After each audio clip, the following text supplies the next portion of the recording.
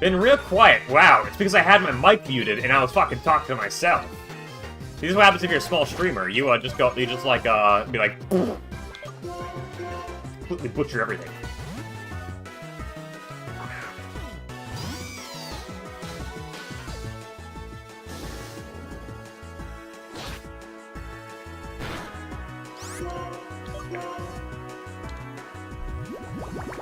Yeah, suck.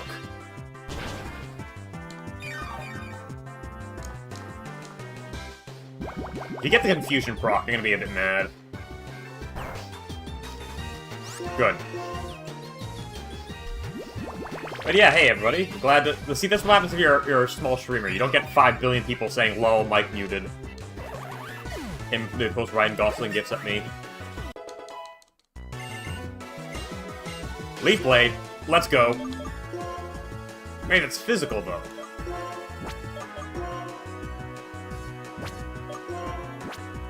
Survive. There's not much I can actually get out of growth, so I'll just get some Leaf Blade. It at least does a decent amount of damage and can cover for a Leaf Tornado if ever want a guaranteed kill.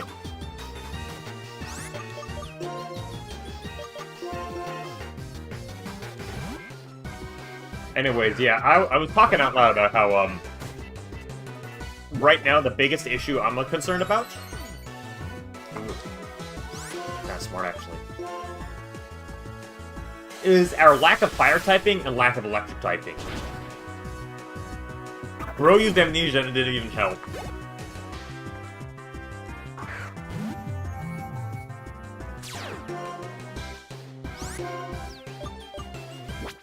Yeah, let me just make sure I got the math right here. So, it's double damage. So this would be 120 versus Skull plus 80 plus 1.5.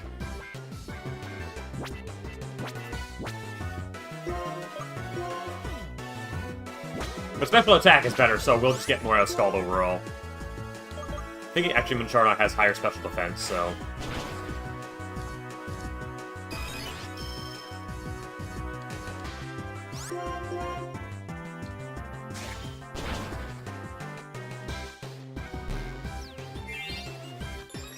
And out comes a potion.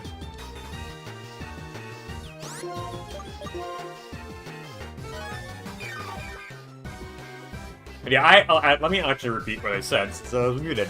I had a very long week last week, so no stream. I was busy, like, I had to shuffle around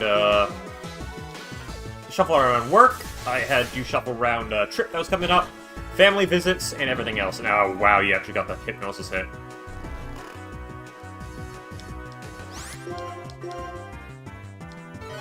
Okay.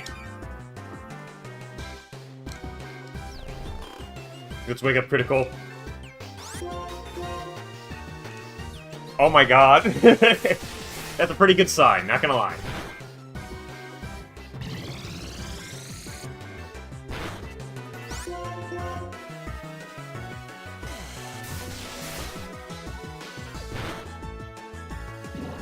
Double hypnosis? You shooting me. Probably gonna see a Psybeam next, so, let's get Wings out.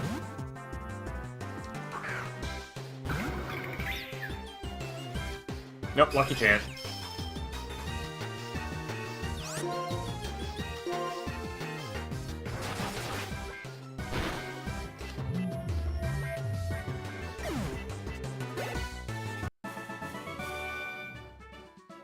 So I'm gonna think in the future, I'm gonna save my encounter for this route.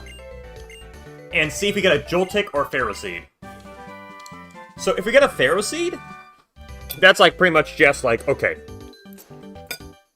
We'll head back out and look for a Mulga.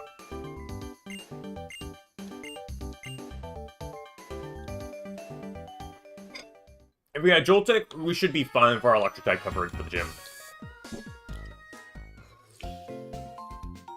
Excadrill also ain't a bad choice either. Ugh, my god, my nose.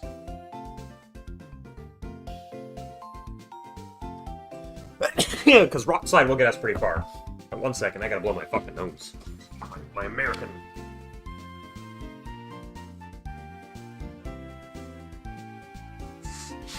Ah.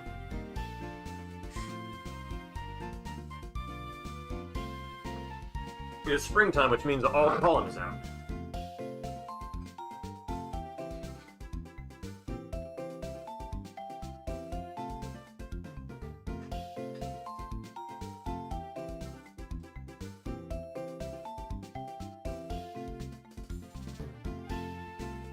I still got all sorts of home improvement projects I gotta get done as well, so, might not be streaming Wednesday, but we'll see how the mood is. I want to definitely want to get back into the swing of things, because this run is looking super good.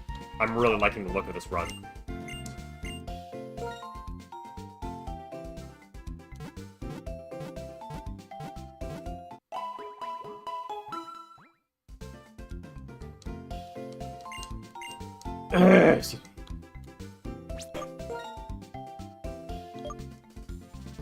Alright, so up next, we are looking for a Ferroseed. If not, we're dealing with Jolt. We can stick with the Joltik pretty well.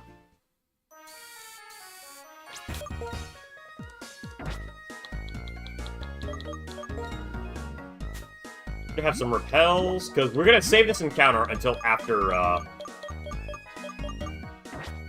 we get a few more repels while we're here.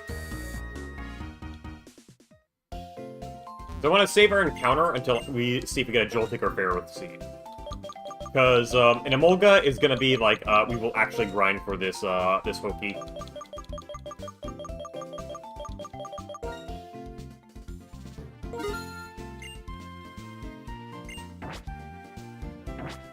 If we get Ferroseed, I think we can, like, just say, like, we've got this run in the bag, as long as we don't royally screw up. Because then we get the Rocky Helmet, Ferroseed, evolve into Ferrothorn, GG, no re.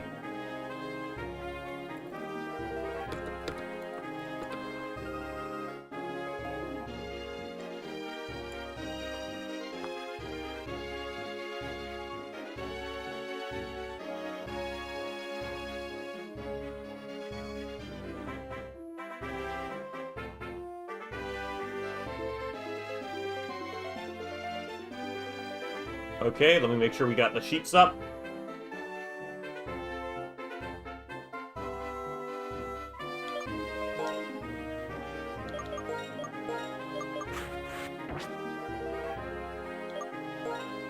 Okie dokie, down we get our repels fired off. And let us go. This guy's got a deer, so we're gonna have to kill him. Oh god, oh god, PETA's coming for me. I love the hubbub of the big city. Anyway, Sam, now that you've all got you here, I hope you've been reading my book, or else.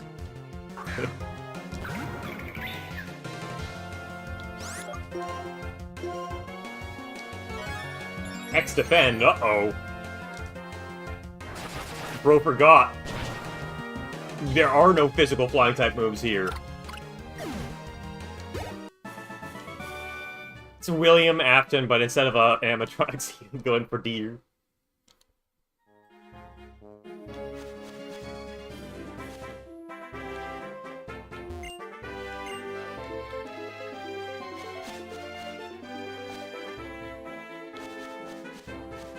Emolga? Oh, just not email. It's alright. We're skidooshi.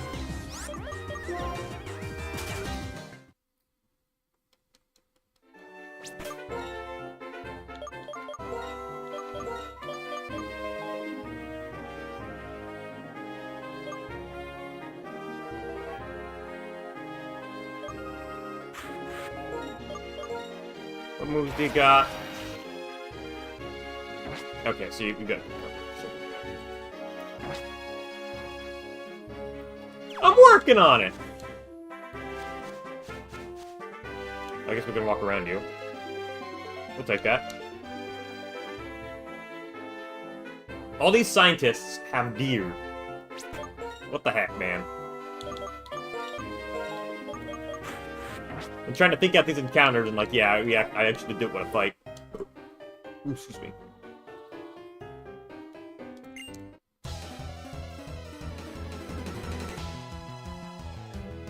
What is up with, like, what I like iconic catchphrases? You don't really hear those iconic catchphrases anymore.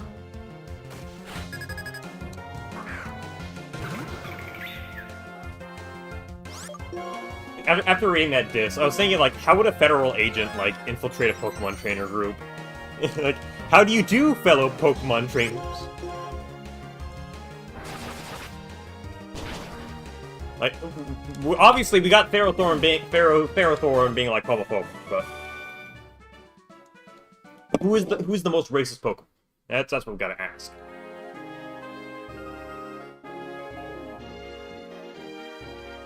It's like the Hitler Youth cut of like the Pokemon world.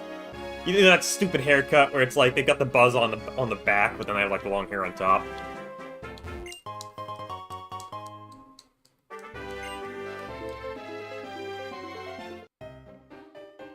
So why is it so dark out here?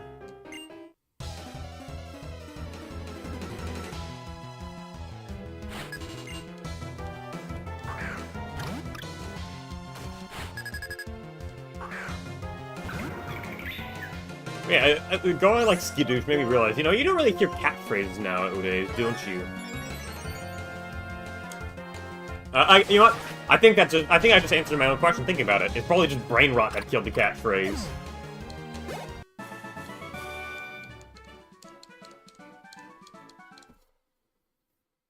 Ah, Kanye. Yeah, Kanye's got a catchphrase that's gonna get him into some big trouble nowadays.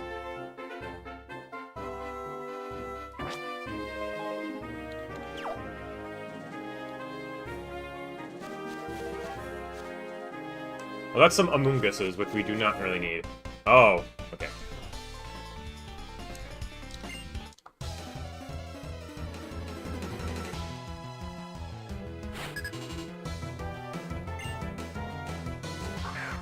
We're actually going to be on a little bit of a pickle here, so what I'm going to do is I'm going to have to start, because like because the mole guy has Pursuit, because of course everybody in this game has gosh dang Pursuit.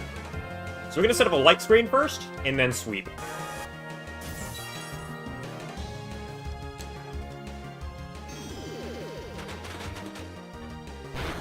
Yeah!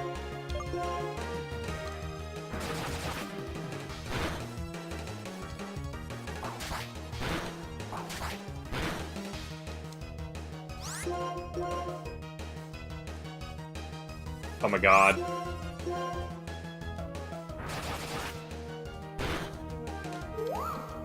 Like nowadays, catchphrase is just like whatever's the latest TikTok brain rot. I think I already told the story, like, I told it to a few people before.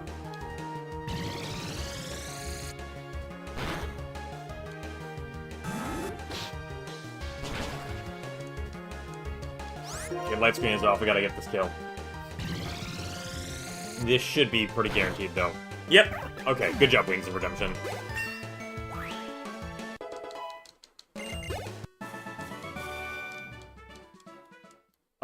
Like, the last time I went and stayed at, like, a laundromat in person, it was before where it's, like, nearest laundromat was it was pretty far away, so I would just, like, sit there for the entire day. It was just kids running around, like, repeating the same TikTok song over and over again. I think it was, like, that 1-2 buckle my shoe meme or whatever. I was singing it non-stop for 3 hours straight, and drove me a little bit insane.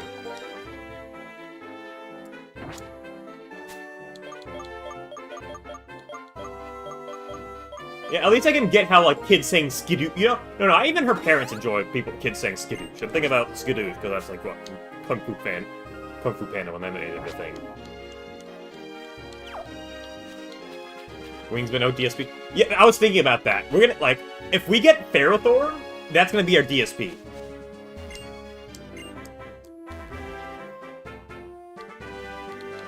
Oh, we got a nice rest stop.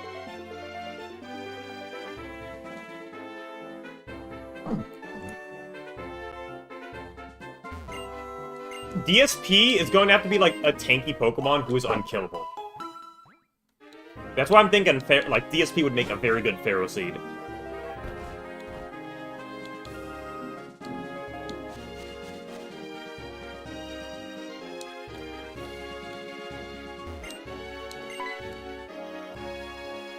Snorlax. Snorlax is easy, but then I'm not sure how valuable Snorlax is.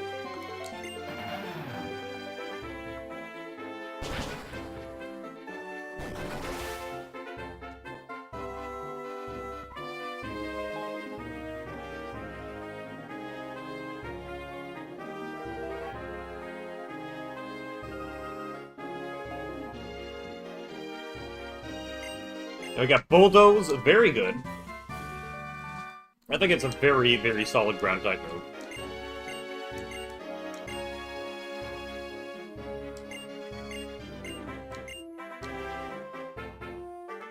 I'm not a mana expert either. I'm just like learning stuff through process of elimination and just comparing numbers. And now Bulldoze is a very good TM because solid damage, solid PP, plus it can cover for,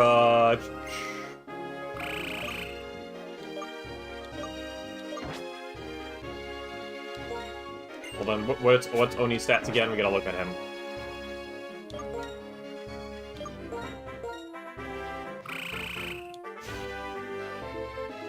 More attack than special attack. Okay. So Bulldoze will actually be a shoo-in for him.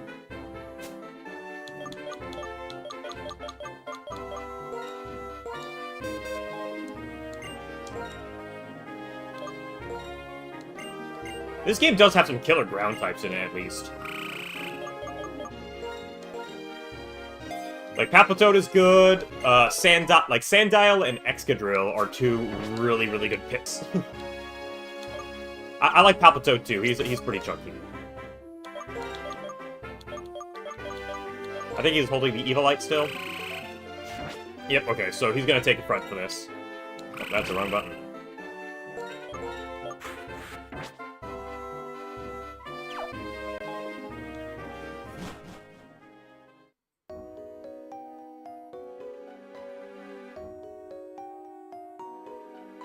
Alright, we have a 20% chance to hit Ferroseed or Clink. It's like gonna most likely be Joltik, Clink, Ferroseed, or Bulldor. I think a Bulldor or Ferroseed are who we're really aiming for.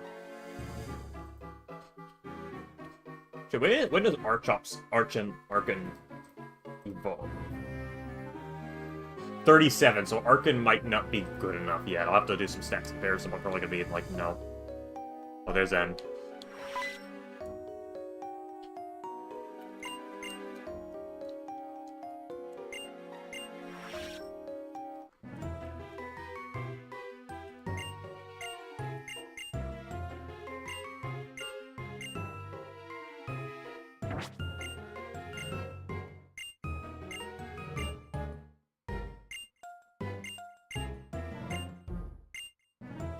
I like how he says, you know it, Chariot wants to become strong, Bianca can never become strong.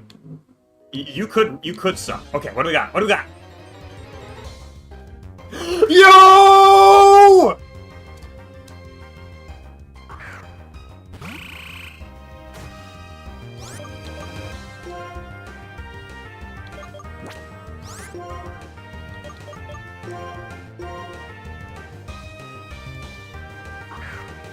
Quick ball that bastard.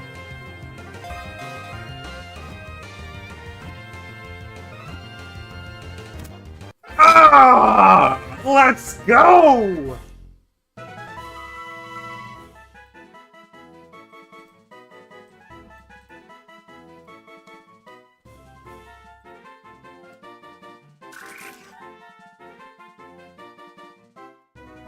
You bet. Yes!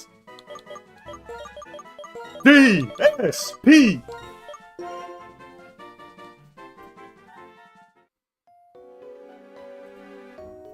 Okay, what level does he evolve at? He evolves at level, level 40. So we gotta clear through, Bryson before he reaches max power, but very good to have on the back burner.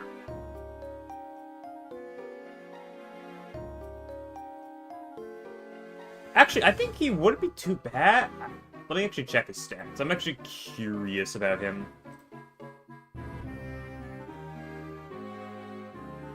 He still has some extreme defense stats, so,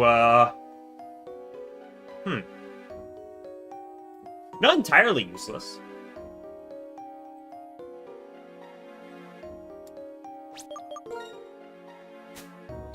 Either way, that is a shoo-in for our tank for the late game. That is perfect.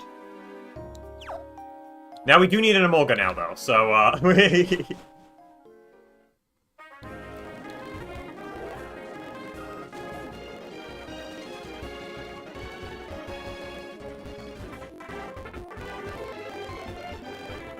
we need that electric type. We need that electric type so bad, bro.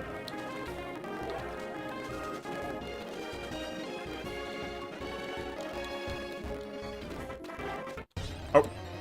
And I completely butchered that by getting a fucking fungus. Oh my god. Never mind. I guess we're catching ya.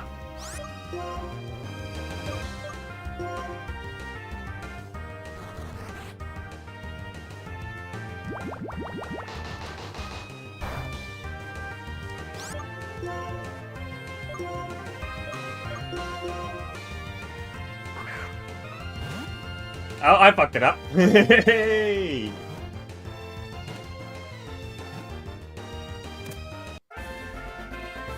Okay, we got a fungus, I guess.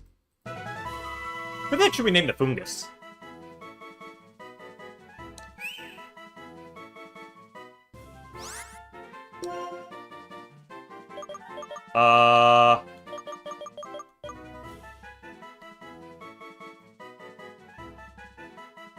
I have no clue who James Charles is. I do not care about the Charles of the James. You know what? No, I got it. I got it. It's too easy.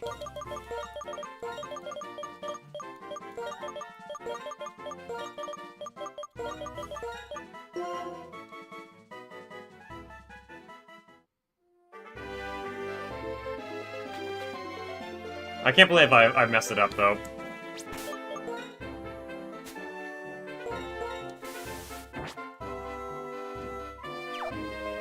Yeah, Magic Mush is one of my favorite new generation, video essay makers. He's one of my favorite, of this current generation of creators. It's like, up him and Madular. I shouted out Madular before, but if you, don't have the time to play JRPGs, or, just long RPGs, but you want to get the gist of it, his coverage of, not just JRPGs, but RPGs in general, his coverage of the stuff is so cool and in-depth. I always wanted to play The Legend of the Dragoon. Never had time? Guess who has a really good Legend of Dragoon video? Same thing for, Xenogears, Tales of Symphonia, etc. He's got some fantastic videos covering it all really in-depth.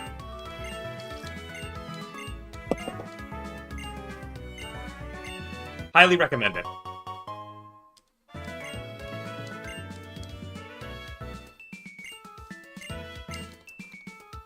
It's always nice when you see, somebody who's, passionate and will just, give the game the full fair shake and trying everything he can possibly do. Without a walkthrough, too. His Ultima videos are very nicely in-depth and talks about, how they are in retrospect as well. It's his channel's so good, man. So you get some positivity here.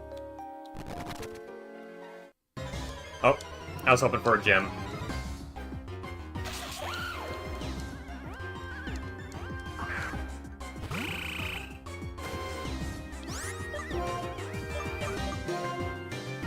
I give you the poop.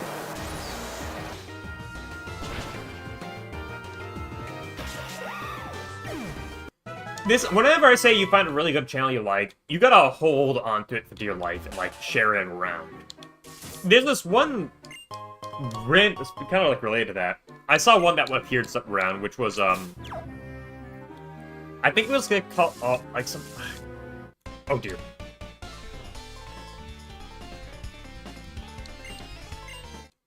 I think he has an Arcan.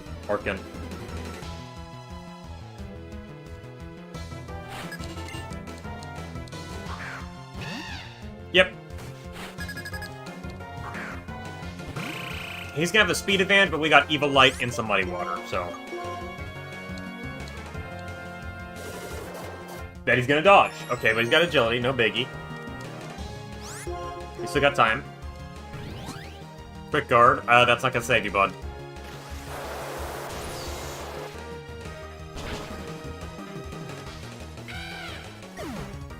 Arcan is our only rock type for the next gen. This is where I'm a little bit concerned. We need a really good a really good typing coverage for the next gym. We've gotten... So far, all that we got is, Motendu. Mountain Dew. Pro Trainer Jared. We already got Pro Jared. He's dead.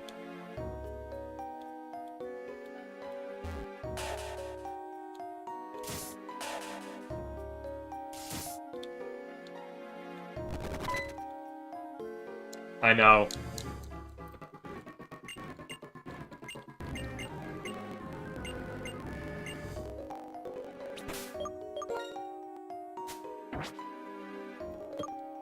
Okay, I think it's called content nihilism or something like that. The entire thing is a long video covering how covering the nature of content. It's probably, like, a bit too stretched out.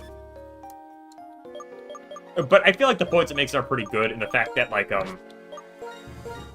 right now, even if the algorithm... God. My brain just completely fell out of my mouth there.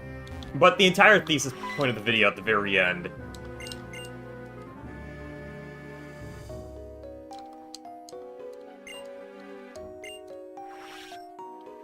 is that even if, like, a bunch of slop, cringe, etc. is being promoted a lot, that doesn't mean that good art or good content, or, well, I guess content, sorry, good videos or just good stuff in general aren't being made. You know? It's out there, you just gotta find it, and you just gotta, like, it takes more effort to find, but you gotta just make sure to share it around. Make sure everybody else can see that crud.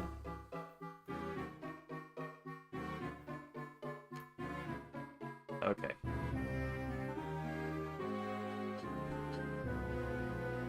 I feel like, oh my god, that's not good. Okay, that's what we need. Okay. He was our Cottony, but our Cottony unfortunately did not have Prankster, so we couldn't even find any, like, valid use for him. That is a scientist waiting right for us, aren't you?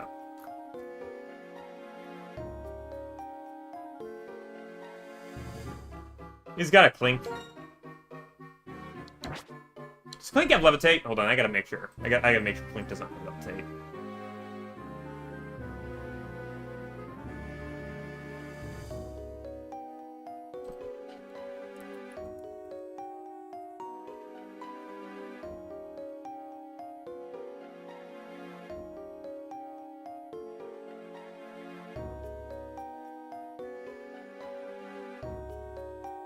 No Levitate, so we can sweep with Bulldoze.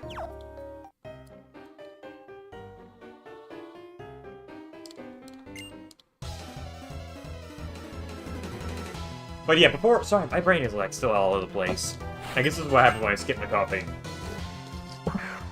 But the entire point is, like, just because, the algorithms are all promoting doesn't mean that people aren't trying. And sometimes you gotta be... If you find something neat, you gotta be like, hey! Here's something neat for you! You should watch it, because it's neat!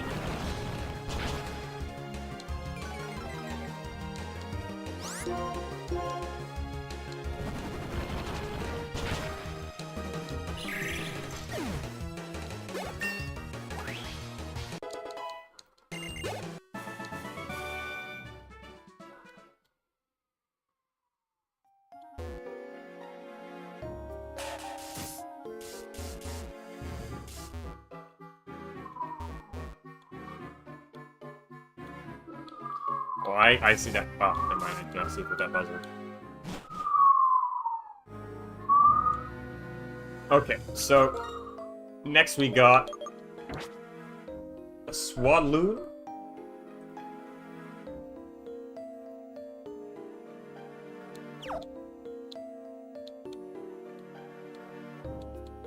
Oh, there's the Nugget Bros. Nice.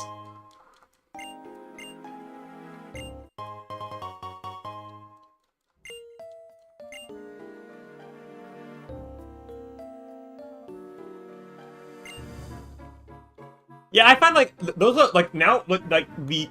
I think... I need to work on speaking a lot better, bro. But I like to think back to, who remembers the weird side of YouTube? Where, like, if you go down related videos enough, you'd end up, like, all these, like, really funny, bizarre videos in the weird side of YouTube. It's like, now, instead of the weird side of YouTube, you get what I now call, homepage polls, where it's like YouTube homepage will just randomly give you a really funny video.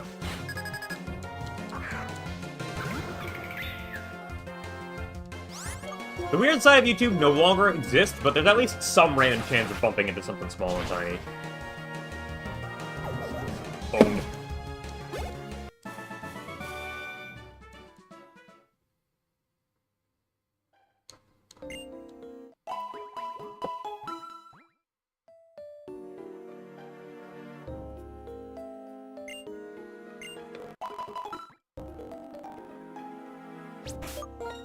But yeah, it was something, I can't remember exactly when. I think definitely it was around 2016. The pinnacle of that was like this one playlist that would appear everywhere. Called like, Important Videos, which just had a bunch of meme videos in it. There's like 1,000 different videos in that. Okay, so you are all weak to fighting, so you know what?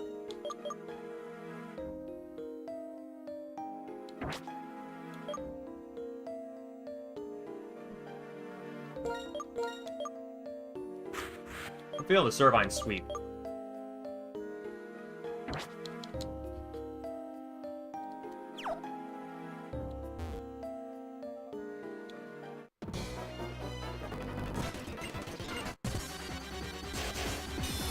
That playlist is probably still around, but you just don't see it recommended everywhere, because that playlist was made by one guy who just added every funny video he found onto it. So you had this massive composium of like 2014 to 2016 memes that you can just laugh at and share with friends.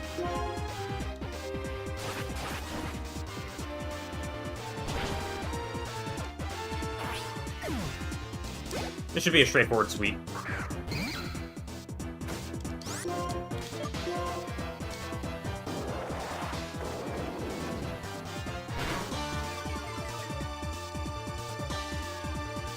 Dude, surfing too swag.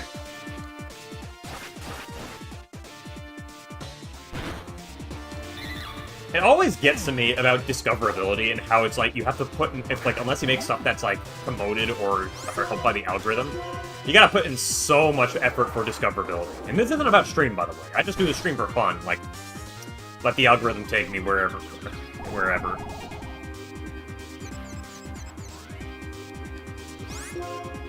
Can we get another leap tornado, please?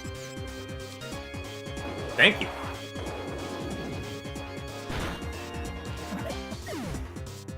Serving it knows. Dude's listening to my mind.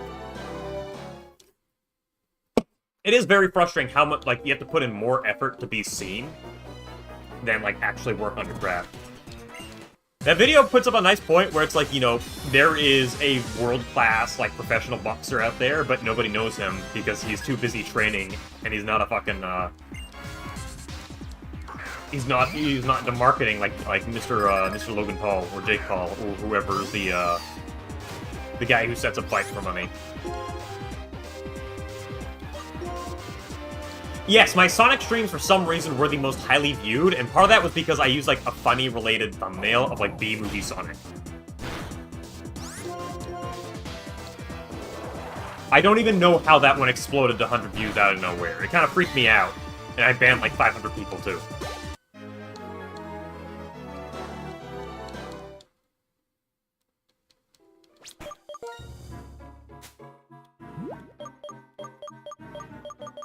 That's the thing, like, one of them showed a corpse on the camera, and the other one is running crypto scams. It's not looking good for both of those brothers, but by God. They are playing quite maniacally. I think this is when we get the rubbish. Yep.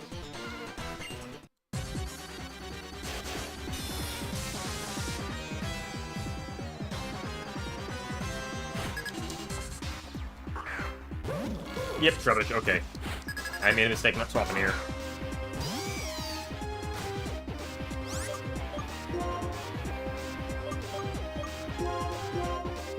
The Tate brothers are just... I think the Tate brothers fill in the same niche as iDubbbz, and this is where I say, where it's like, if you have somebody who's, like, extremely confident in their craft, it's like, acts like a confident bully, it's really easy to get, like, popular. That's my only assumption, because I always hear about, like, how some kids, like, watch Andrew Tate, where they're just, like, looking for a role model, and Tate appears like this confident, quote-unquote, Sigma male and all that jazz. That's my assumption. Don't quote me on that.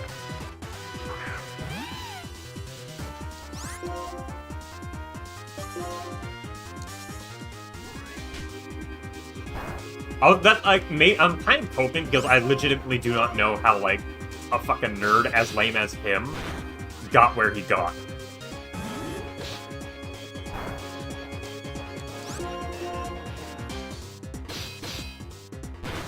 Is that really it? All they have to do is, like, you know, yeah, you just gotta man up. Let me be a dick, bro. Gotta joke 20 times a day. You just gotta say that confidently and that'll make you, like, a multi-millionaire sex trafficker? Is that really it?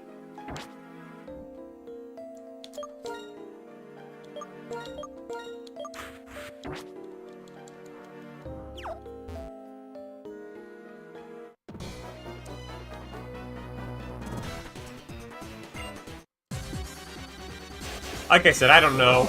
I have kind of accepted the fact that I am out of touch with kids these days. I try my best to understand.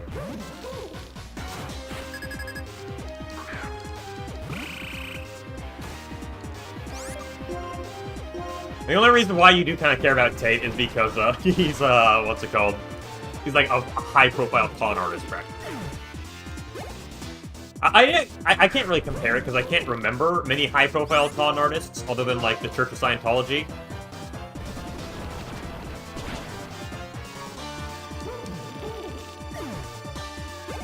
Or maybe the guy who said the world was going to end in 2015. You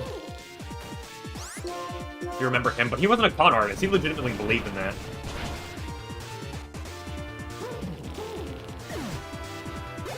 Of a Little Dark Age edits. The only two Little Dark Age edits I remember is the big flop of Valentine's one, and the one where it's like a German Blitzkrieg in reverse, and like, we forgot our speakers playing Little Dark Age. Quick, go back.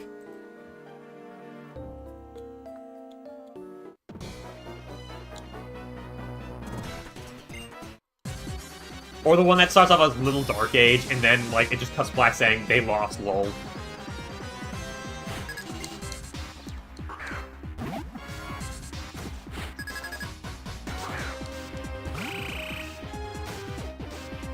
Oh yeah, that reminds me, that video actually did kind of cover why a lot of it took off, was because, like, when people feel attacked, they're gonna go, like, and start latching onto people like, Sargon, you had an accuracy debuff, and you're still landing Confuse Array. What's your problem? Legitimately.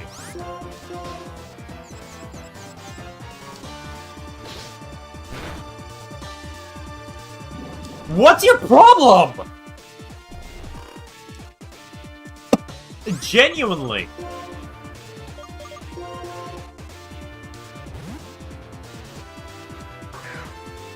We got the accuracy proc and it's like, nah.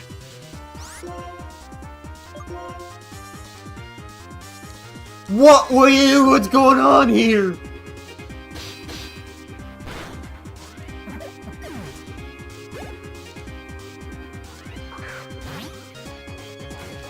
Okay, we are a little bit in danger here. He's probably gonna use Pursuit, no biggie. Get a Moistness. No Pursuit, okay.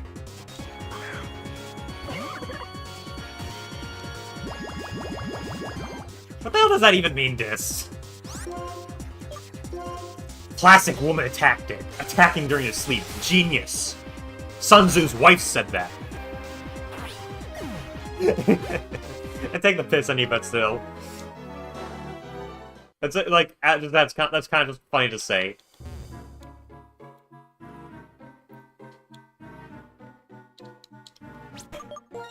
But yeah, I think the entire point is that, like, when you have, like, a very aggressive us-them culture, I guess it's really easy for people like Tate to swoop in and be, like, the quote-unquote savior, and then, like, you know, sex traffic.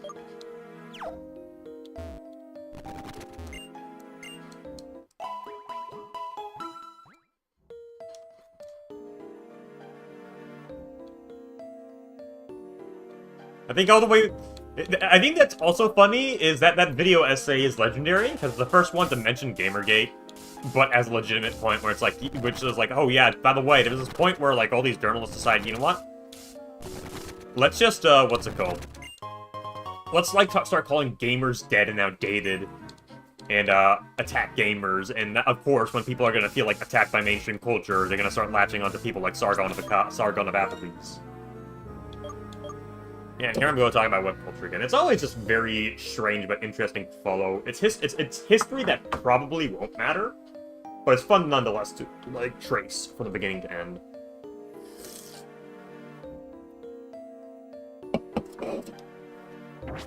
If Gamergate ends up being like a pivotal part in like future culture somehow, because Sargon of Akkad actually becomes the Prime Minister of UK or something like 10 years down the line, maybe then I'll be like, oh yes, stupid focus on internet history is finally paying off.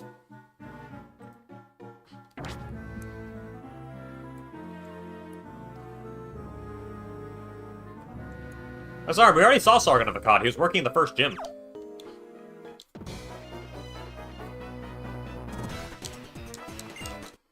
Ew! Oh my goodness.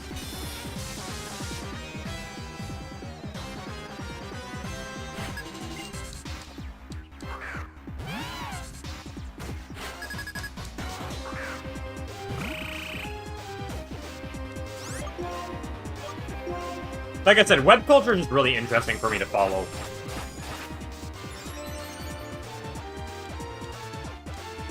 Ah, why didn't I use bulldoze?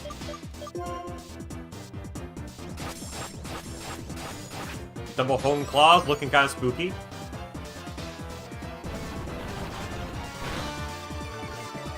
Get the speed reduction, and hopefully that should put us... There we go.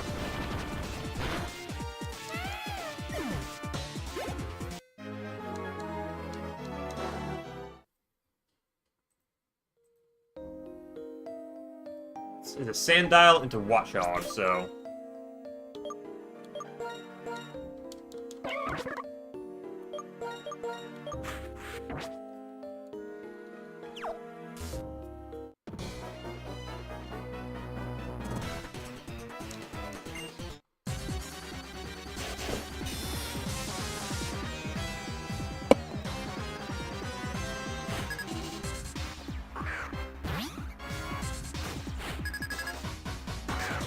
I'm like a little bit hyped and hope we can get past Twist Mountain. Twist Mountain is what got us last time.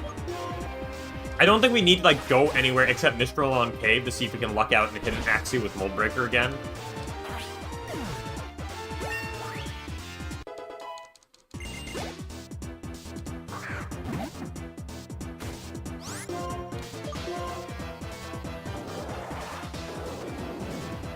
Hit you with the Leap Tornado.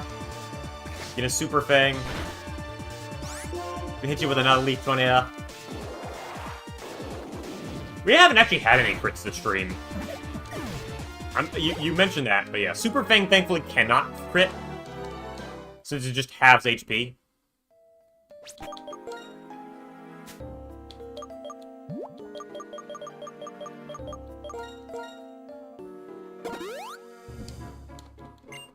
I think up next is, N. We're gonna start off with a Boldore. So we keep Servine at the front. Then Ferroseed.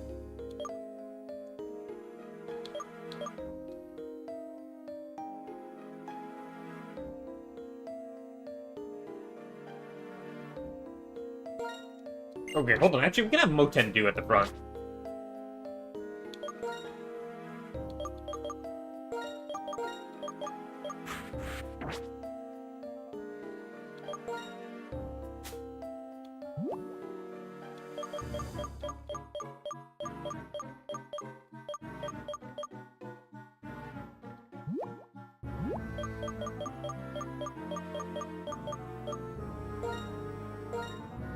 Yeah, I trust in Motendu.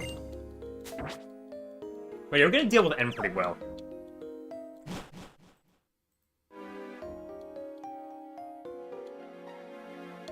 Hello.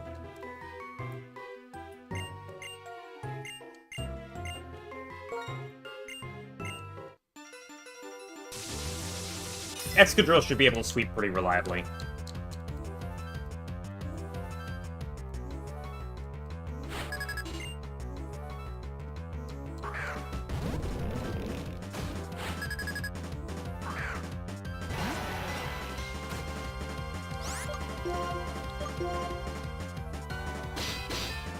I said this before, like, a long time ago, but I'm always, like, very happy with how well they manage to have these, like, puppeted live 2D-esque sprites for all the Pokemon. Maybe part of it is because of the graphical fidelity. Mud Slap. Okay, that accuracy might get him away. No biggie. Can we get an attack boost, please? Pretty please?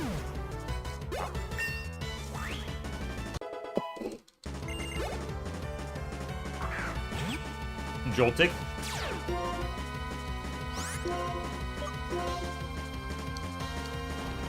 We dig.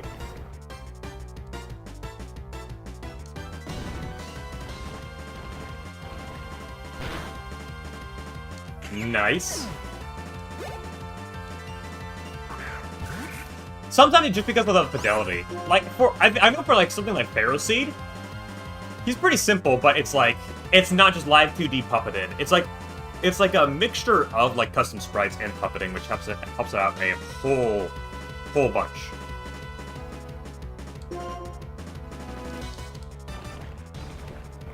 And I think the fact that because these sprites are, like, oh, you're gonna armor up, aren't you?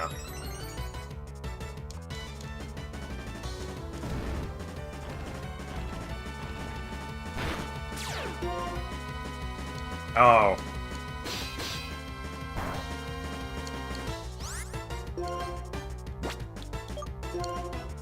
We could probably swap to Wings of Redemption here.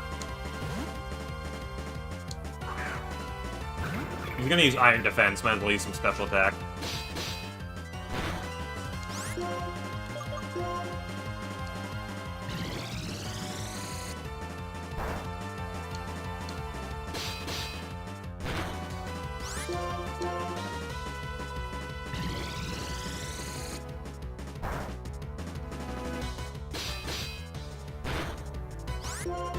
Let's go.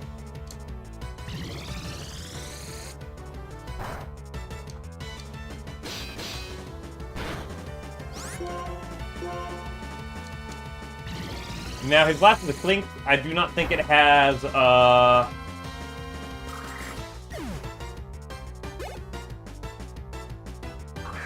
no Pursuit, so we are good for the swap.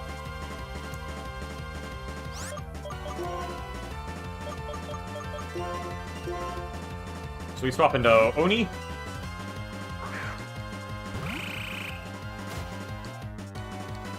Yeah, that's the stuff.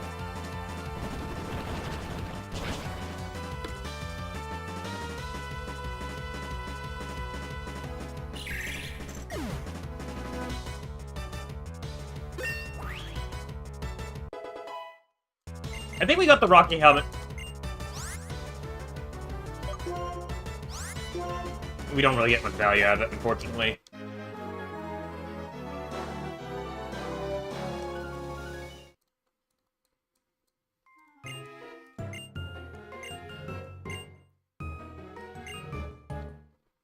Part of me is thinking of just, like, giving my Rocky Helmet to Ferroseed this early, tanking him up and using him just to, they got special moves. That's right, these are flying type Pokemon. They don't got physical moves.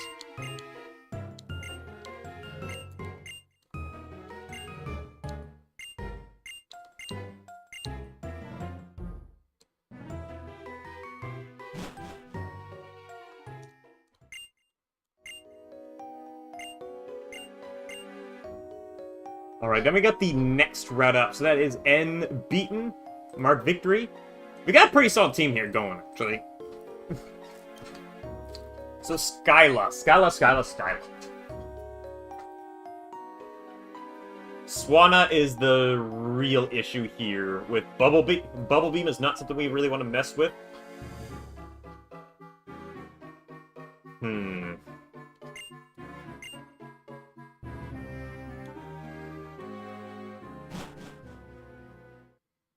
Like, we can reliably beat everything with, with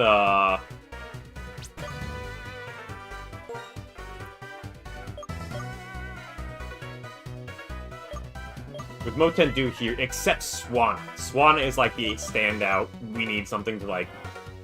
Swanna isn't, like, especially bad, but it's still kind of strong and annoying. So we might lose somebody to it. I'm thinking maybe we can swap out to an Evilite Sunny V2.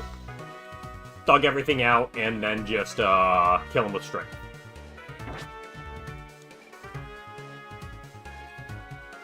That's my current plan. Yo, Spam. We made it. We got ourselves. We got ourselves something legendary. We hit the 20% chance and got ourselves the king. DSP.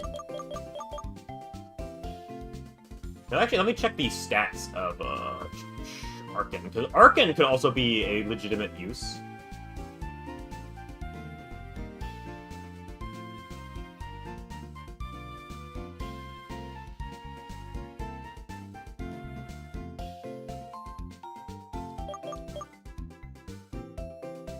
Bold. Arkin is bold. Hold on. Speed 70. Ah, too slow. He's way too slow.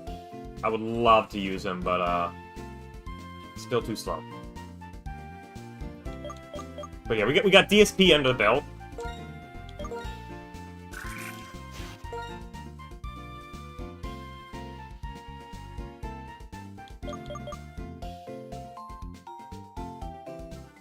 Actually, hold on.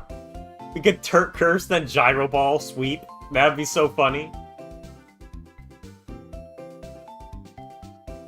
Naughty nature? Oh, dude.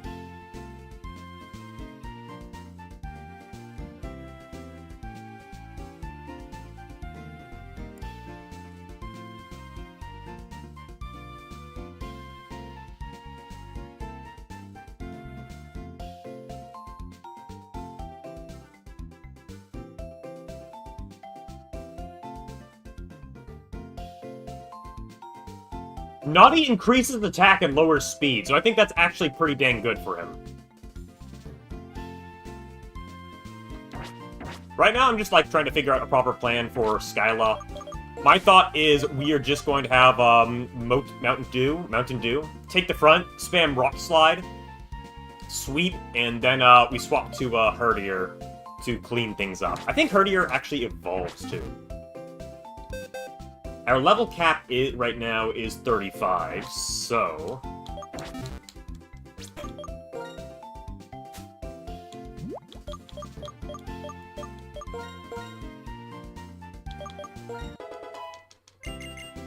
Okay, there we go. Sunny V2 becoming Sunny V3.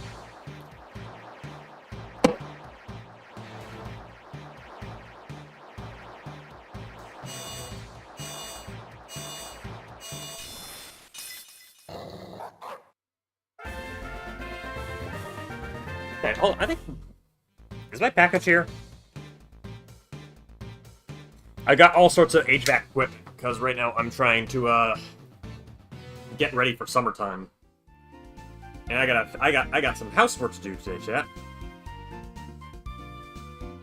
Also some actual work, and that's shredding more documents. I gotta say, like, there's no joy greater than being the office paper shredder guy. Abandoned, where we get.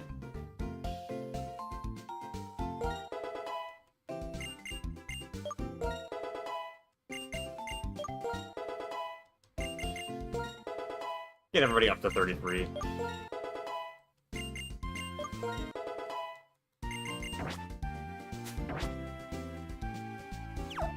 So we have the triple battle guy coming up as well, or the switch battle guy, the rotation battle guy coming up.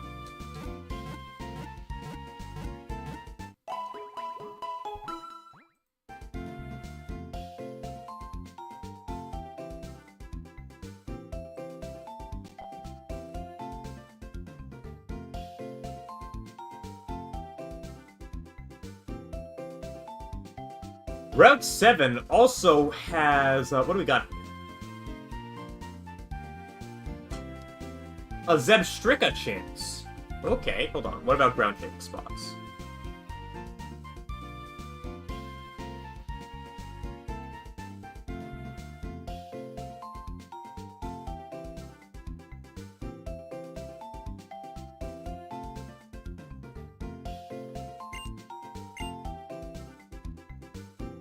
Nice, okay. So I'm thinking we're gonna go through the ghost tower. Oh, hold on. I realize there's somebody who's going to sweep the balls out of that ghost tower, so we should bring them along.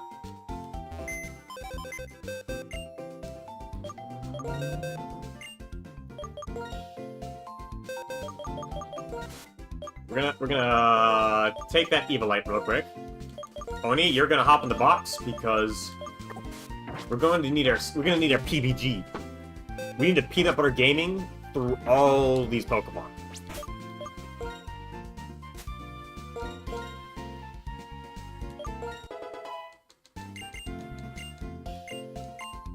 Yes, we are getting you crunch.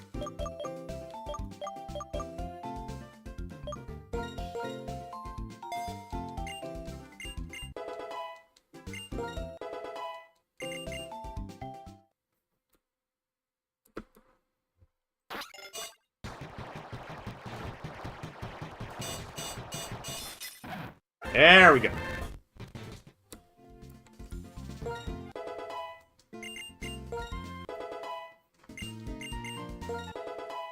Perfect. Okay, so now he can reliably sweep through, the tower, because we gotta go to Celestial Tower next. I'm thinking after Celestial Tower, I'll call stream here, because I have a little bit of stuff I still need to do, and I'm a little bit tired today.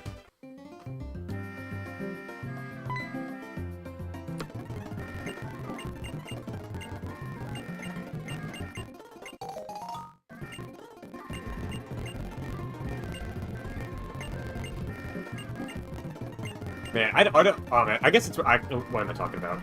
I am a little bit exhausted. I actually might call stream here a little bit. No, we'll just get through Celestial Tower. I'll bug it out. I'm just a little bit exhausted from my trip recently. So we'll just beeline straight to Celestial Tower, since I know there's a few monsters on the way there.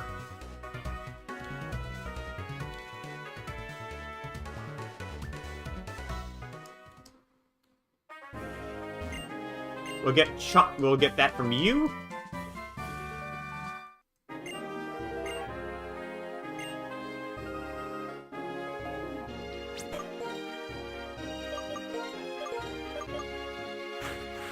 So we gotta teach PVG some bulldoze.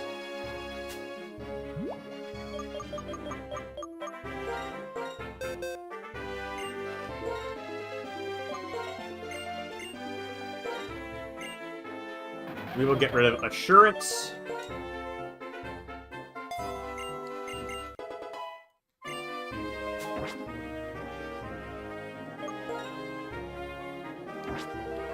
First things first, we are gonna go, we're gonna moisten this guy. Give him the 1-2 drama report.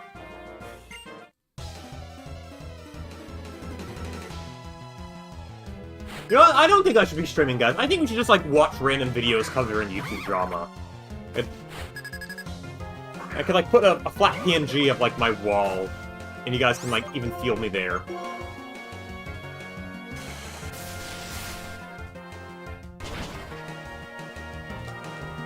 You know what? Because I haven't, I've been so out of touch with YouTube drama, let's see what the latest Moist Critical video even is about. Last of Us Season 2 wasn't good. P. Diddy trial is getting crazy. 9-dimensional breathing. Okay.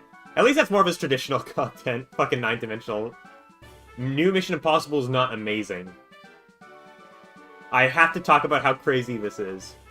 We're cooked. He's still a clown. I wasn't planning on reviewing this. This is completely fake. I don't like the ending. Concord 2.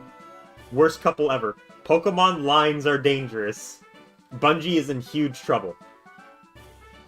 Yeah, I'll save you guys the Bungie drama. So, he didn't hear. Bungie got caught, not just plagiarizing, but like outright lifting work off of somebody's ArtStation account for their new whatchamacallit game. Marathon remake. And the guy was like, hey, this is weirdly similar to my work that's plagiarized. And what finalized it is the guy was hiding fucking fucking lost jokes in all of his work. And you can even find that in the beta of Marathon. Like, you can find lost, like, randomly inscribed on textures that they just stole from his ArtStation. So, like, now, without a doubt, like, that guy has, like, legal precedent. Like, there's now legal precedent that Loss is going to, like, give him a hefty fucking, payout from a lawsuit against Bungo. So what can we get on Route 7? Cubchoo, Deerling, Emolga, and Visage Strika. That's so funny. And there, I saved you watching 20 minutes about it. If I had to like pick one slop channel to survive of a ball, I would at least pick Critical, because he has he at least has like some variety to his content, where he'll just like cover drama and then he's like, hey, let's watch this guy do like 20-dimensional breathing.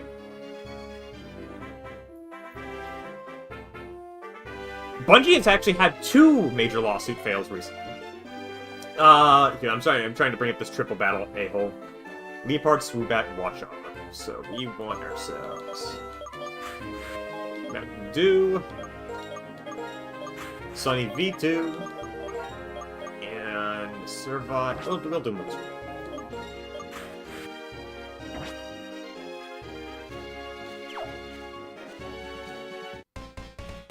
The other one was some crazy guy sued Bungie, saying that Bungie stole his idea for a story. It's like, oh, Bungie used legionaries, like use something named the Red Legion. There's something called the Red Legion based on the Roman Empire in my WordPress story, so I'm suing you. This should be an open and shut case. There's no being around the bush. This is like the easiest thing in the world to prove, like, you know, Bungo doesn't own it. But Bungie had to cite fan wikis and like reference fan wikis for it.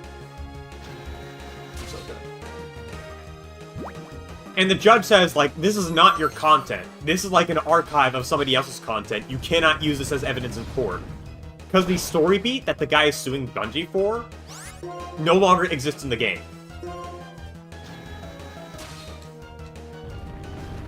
Because they have this stupid content vault system where they'll just like remove less played stuff from their game. So it's like they can't even prove that that they didn't steal because they don't have the content in their own game. I think these guys are cooked.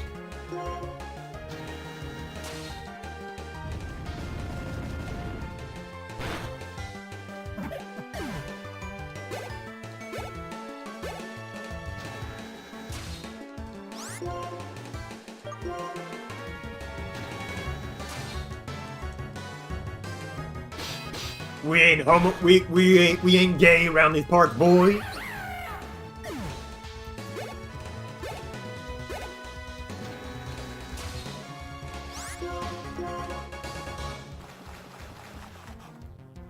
But yeah, Bungie is like committing suicide now, which is a big shame. I think they have some amazing talent behind. Actually, no, never mind. They don't have amazing talent because they laid them all off.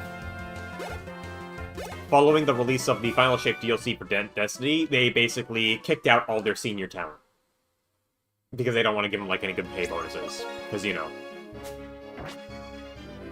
Why reward people for doing work when you can buy 500 more expensive cars?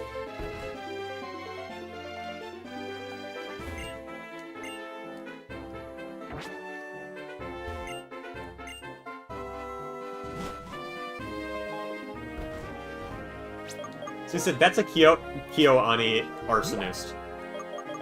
Wait. Did he really pull out that arson attack because he thought Kyoani was plagiarizing his ideas?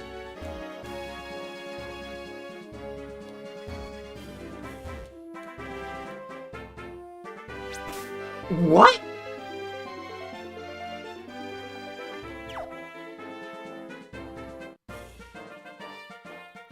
And the creature is up ahead.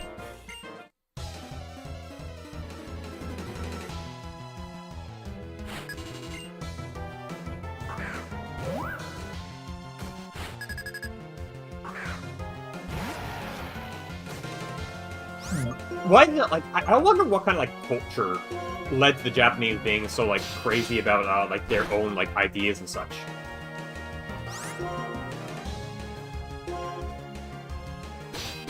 Because, like, I noticed that that's a trope. It happens in copyright cases where I know some Japanese users can be notorious for abusing the DMCA system on YouTube. There's KyoAni, like, what culture, like, causes that kind of insanity to one's own, like, creative ideas like that?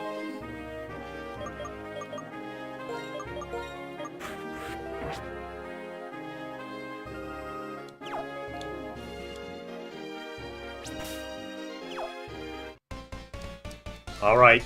Here's the demon. Now, the jealousy is one thing, but, like, there's a pattern where it's like, you see, like, it's very rare you hear about, like, somebody committing arson over, oh, they're plagiarizing me. There's, like, a pattern you can kind of see, is what I'm saying.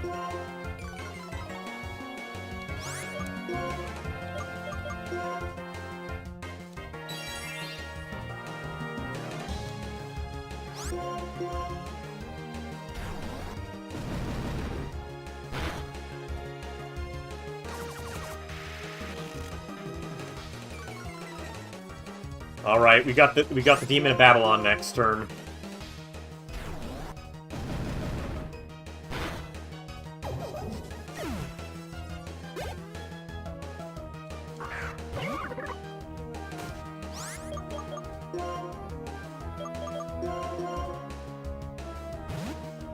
This is mostly my experience, because, like, I've had a few friends in Japan who had YouTube channels who were asking me for help with the copyright system, because somebody was falsely copyright claiming their work. Because, like, he was uploading a Let's Play that he says was copying his idea of a Let's Play. It's like, oh, dude, you used a thumbnail with the game screenshot on it. And I encountered several cases like that. You did not have to evade. What's your problem?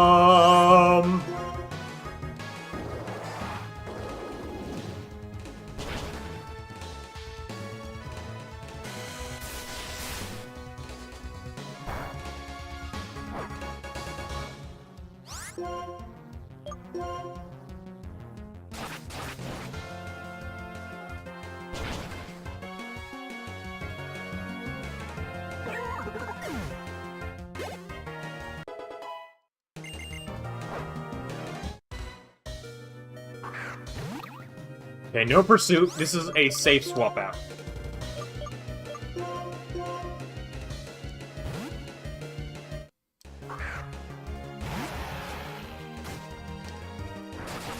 Corporate, like, I think, like, corporate, like, how aggressive, like, you can even, like, maybe it's just, like, them copying, like, how really hardened, like, their companies are.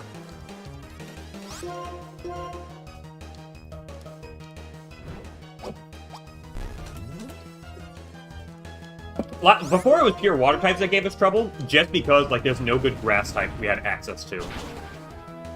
I think Servine is a good pick in the long run, just because he's very, very, very good, Snivy is very good, grass type coverage.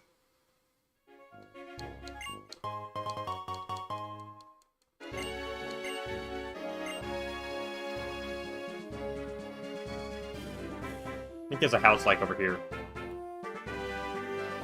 Okay. Maybe it is copying, just, like, the people copying, like, how aggressive corporations are. Maybe that's it. Because you mentioned Nintendo, and I remember, oh yeah, that's right. Nintendo has been, like, so aggressive about protecting their own IPs that, they tried to get renting video games banned.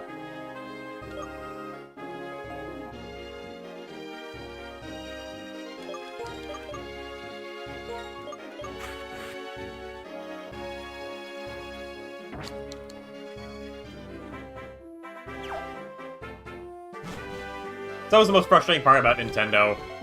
Preaching to the choir here, but it's like, they are the only game developer left. They're the only people that realize, like, you know what? A game company should make video games, you know? By the way, we're going to fire a missile at you if we suspect that your Switch is modded.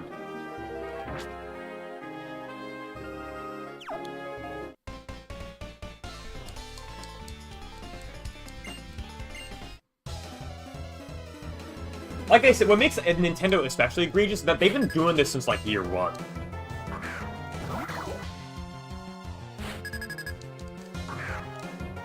Like, having copy protection on every single chip with, like, the Nintendo seal of quality.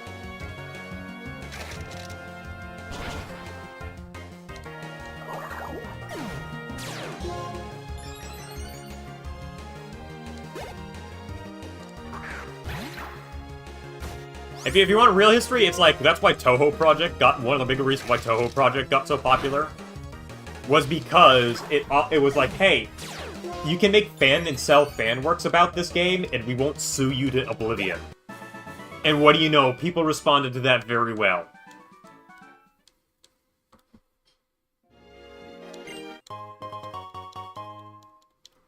Who would have thunk if you don't sue everybody who likes what you're creating, you get, you know, people respond positively to it.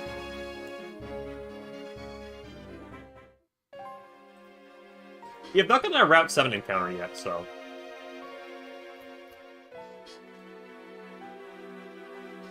The only takedown I kind of understand is AM2R, and that was explicitly because AM2R was coming out with their own Metroid Returns remake. But obliterating it from, like, the fate... Like, but I think it could have been better settled by, like, some Nintendo being like, hey, could you postpone this release? Just so, like, you don't interfere with our business? And if the guy said no, then, you know, then it'd be, like, understandable why they kind of, like, brought down the legal ban hammer. You dig? Fan content is important, but... man, I think Friday Night Funkin' is kind of like the, what's it called? It's like a good example of what happens if you let your fans run away with everything too hard, to the point where they made developing that game their own hell, because now they're competing with 1 million 6-year-olds with infinite time. Because fan projects aren't restricted by budget and time, they will all, like, 9 times out of 10, they're always going to, like, beat out, like, a corporate-made project. Because, you know, the more hours, the more money, the more you need an ROI, etc. While a fan can, like, work away, like, decompiling for 20 years and not care. He doesn't care about the pay, he's not in it for the money, that's what makes him powerful.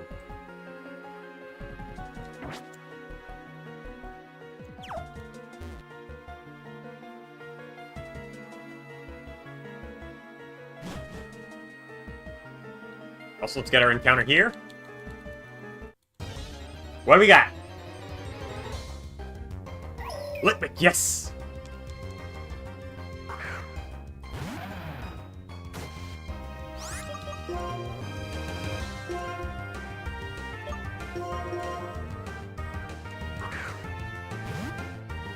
There needs to be, like, just like with everything, just a nice balance with allowing fans to, like, create what they like. And also, like, working hand in hand with those fans so they don't sabotage your own company.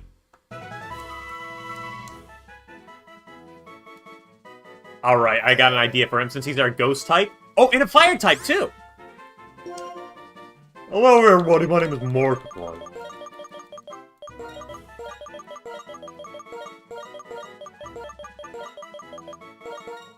Dude, perfect fit.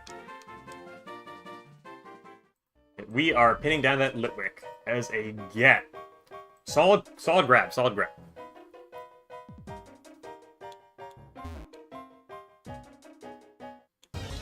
Oh, why did I do that? Here's the thing about gatekeeping. Gatekeeping was never a concept. I don't think gatekeeping actually exists. People talk about gatekeeping just because, like, a lot of, like, children keep getting into their spaces. And that's all just, like, a result of, modern social media. You never needed to gatekeep, because every 6-year-old on Earth couldn't see what you're doing in your own, like, in your own nerd spaces. Now, every 6-year-old on Earth can get involved with your, like, niche little fan spaces. And you can't gatekeep them unless you, like, what's it called? And you can't gatekeep them at all. Because they can be annoying 6-year-olds no matter what you do.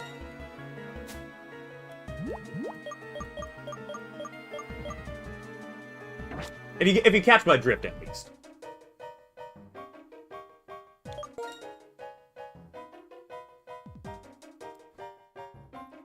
Because it's like, the thing about gatekeeping is that, like, it never exists as, like, the concept that the internet presents it, where it's like, oh, you know, you're keeping out bad fans. The thing is, like, what naturally caused, like, certain people to, like, get attracted to certain topics was the fact that you needed to put in some effort to be engaged with certain communities. A lot of times that involved, you know, going out and socializing or going to some weird forum boards and, like, having some knowledge of it in order to engage in what those forum boards are discussing. With the advent of, like, Twitter, anybody can get engaged in any discussion, whether they know nothing or not, and there's no punishment for it. If you waltz into a forum acting like a complete nincompoop, trying to like discuss something in a fandom that you're not invested in, that you're trying to get into, a mod's gonna tell you to F off and probably ban you. You don't get those controls anymore.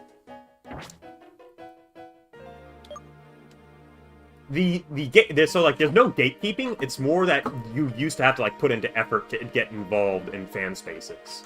Like you'd have to go to their sites and like work with those on their terms. Now when you're interacting with like fan content, you're interacting on Twitter's terms, not your terms. That's my 2 cents at least. So a lot of people are like, oh, we gotta gatekeep more. No. Like take for an example for me, I was into Warhammer 40k.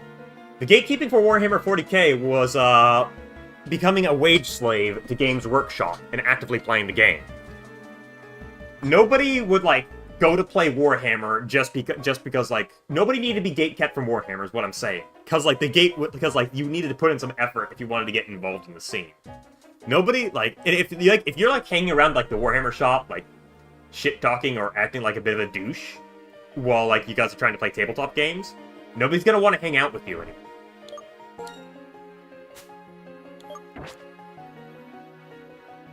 There's that one image that talks about like what happens when trends get gentrified. And the only time I kind of saw that happen would be on online spaces where there is no like barrier to entry, where anybody can just like get involved without even bothering. Honestly, I think that it's like both good and bad, but I think it's good that more people can get involved with a lower barrier of entry. But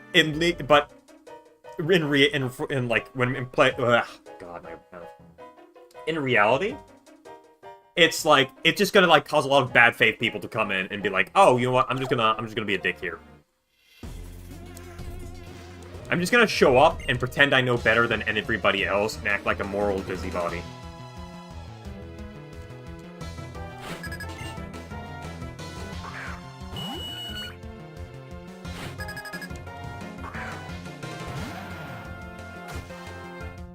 As the great Gendo Ikari once said, the fact that I am at risk of seeing a 14-year-old's opinion online should be considered a human rights violation. Good crit hit PVG.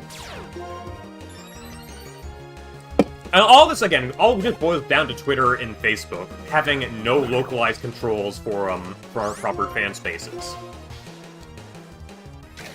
It is an ultimate free-for-all melting pot of hell. And a lot of people will just gladly take pot shots at certain fandoms just to make themselves feel better.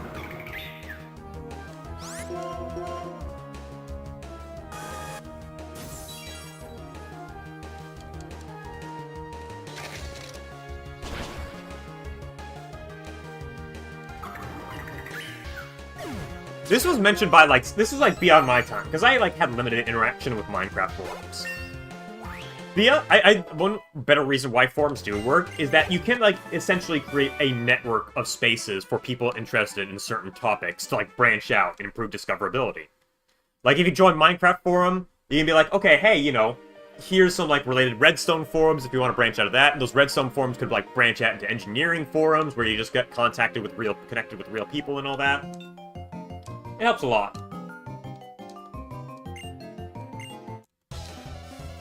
Ready for that run preview bot guide to inevitably shop make hurt.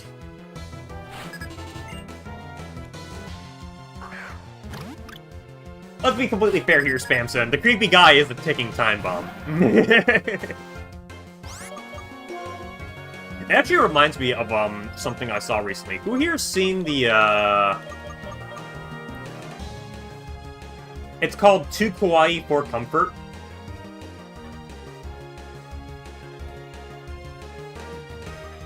Dearling and Bugatti,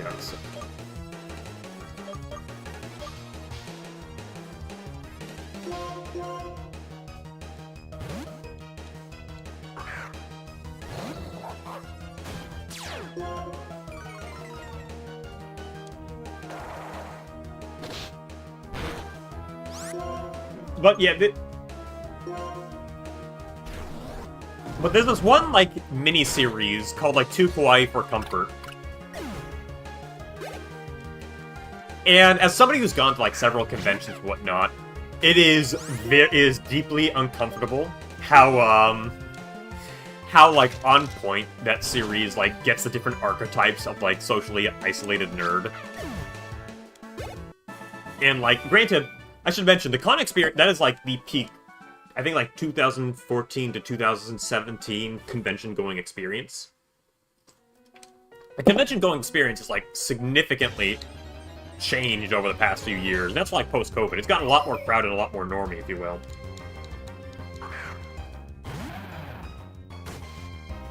Ironically, it becoming a bit more normie helps a lot, because now there's, like, more normalized social standards, so it's a little bit more comfortable for the average person to get in. I've been to quite a few. But that miniseries, like, always makes me laugh, because it's, like, it hits every single archetype of awkward nerd. And it's like, oh my god, this makes me feel uncomfortable. Because I've seen friend groups like that. I've known people who behave like some of those nerds portrayed there.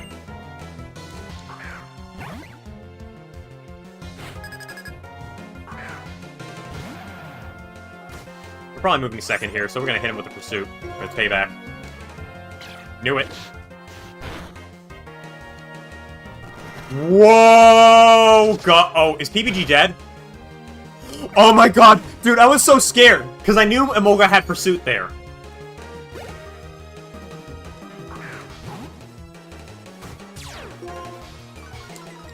This herdier should hopefully not have pursuit. Takedown, workup, crunch, roar. Okay. So we can safely swap to, Motendu.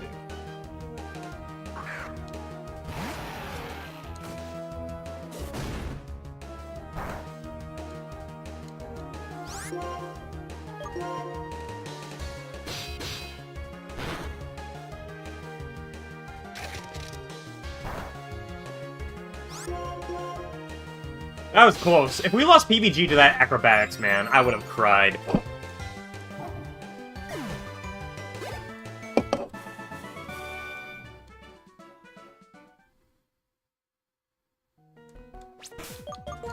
I think I've told stories before, but this was me with my, like, experience with, getting around writing circles.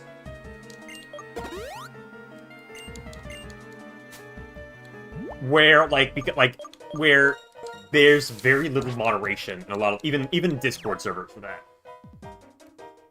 And, what killed me so much is that you'd have a slew of, like, the subgenre of people I would call, like, either people who want to, like, bring to life the imaginary anime in their brain, but don't want to go through the effort of learning the craft of writing.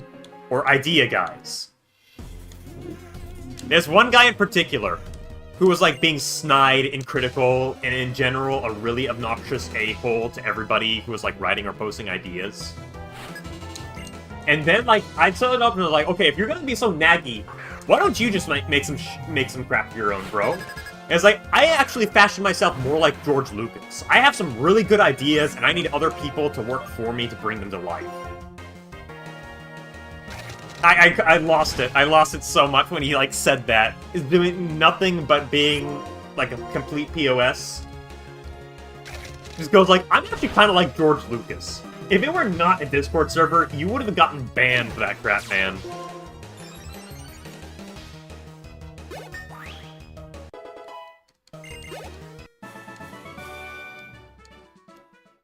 Now, the thing about the people like the wannabe anime people is the credit I give them is that they're trying, you know?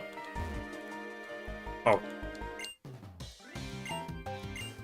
They're at least trying to understand the graph. They're really immature. They're going about it at the wrong direction, but it's at least a good place for them to, like, start. Like, they got a really cool idea in their head, and they want to put it to paper. I have, like, some room for them, because it's like, you know, they're gonna write some, they're not gonna write something, like, super peak. They're gonna, like, struggle a lot more at the start. Or they might, like, write lit RPG and get super famous and then never listen to anybody ever again. But they're at least trying, you know? I can't fault them for that.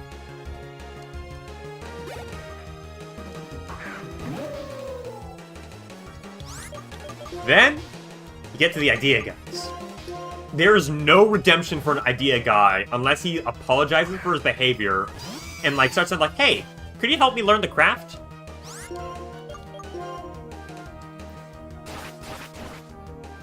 Only W if they upload finish it? True. One of the biggest things I do is that when I go around and interact with other writers, I say, focus first on finishing that first draft. Then I can help dissect it, and like, I give pointers on like, examples on like how you can improve it. I have a lot of respect for people who finish it, even if it is kind of poopy, you know?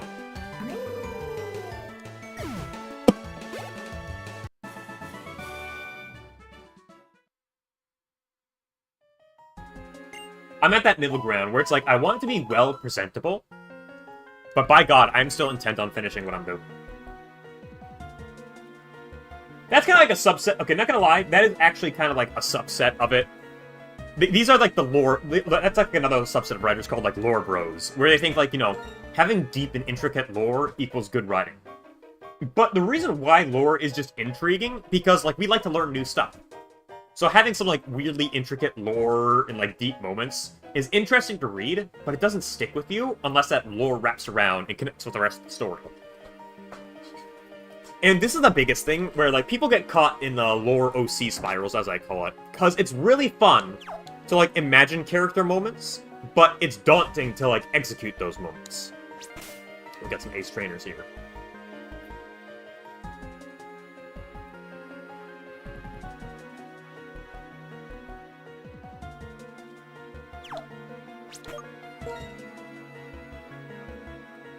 Well, that Stoutland has an uncomfortable amount of coverage. He's got Ice Fang, Thunder Fang, and Fire Fang.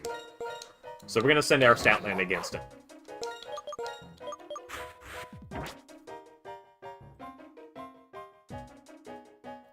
D&D, I feel like, isn't really good more so for writing or anything like that. We somehow bypassed him. Swoobat and Gothamrita. Oh, that's it. That's easy. Get him, PvG. In fact, D&D is like D&D is great if you want to like get a grasp of how like character interactions could work. It's also great for teaching you how to like improvise when something in a story isn't working out. Improvisation is its strongest strength. Because sometimes, like, if you're like me, I intensively plan out stories before I start to write them. And sometimes I get to that point, and the execution is not matching up what I expected to happen in my mind. And I'm like, oh no! And I gotta, like, pivot and improvise. That's where D&D is really good. The issue is that some people... Okay.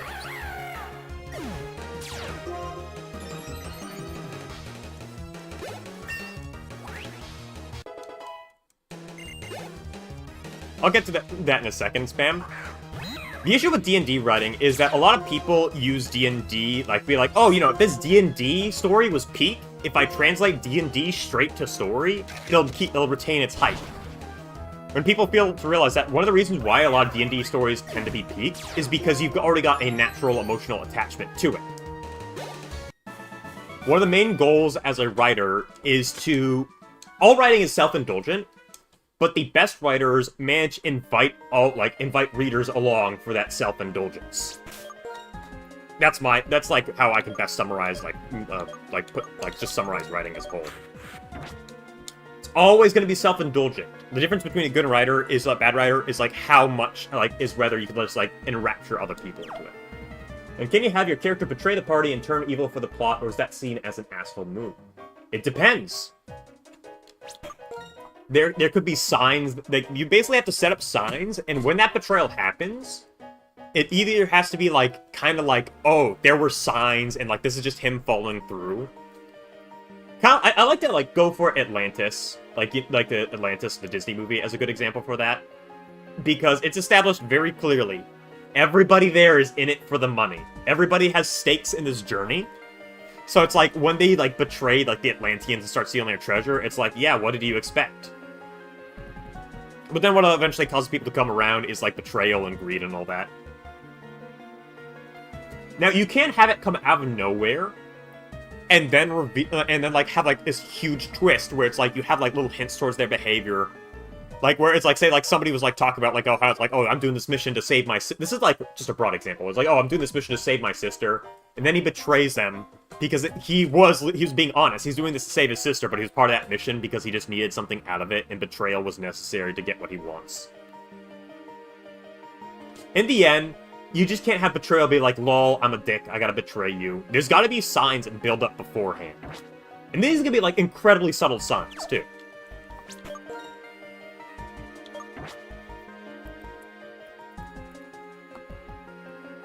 A flow. I think a flow is another thing that I'd like to talk about. Where all stories have this, like, ebb and flow to them. I realize I do not have fly under my belt. They do have a TM, though. Hold on. Can Pokemon easily forget? I can't teach... do we... Actually, I think I have an escape rope. So we can probably use that. Or no, we got Dig, too. Never mind. We're...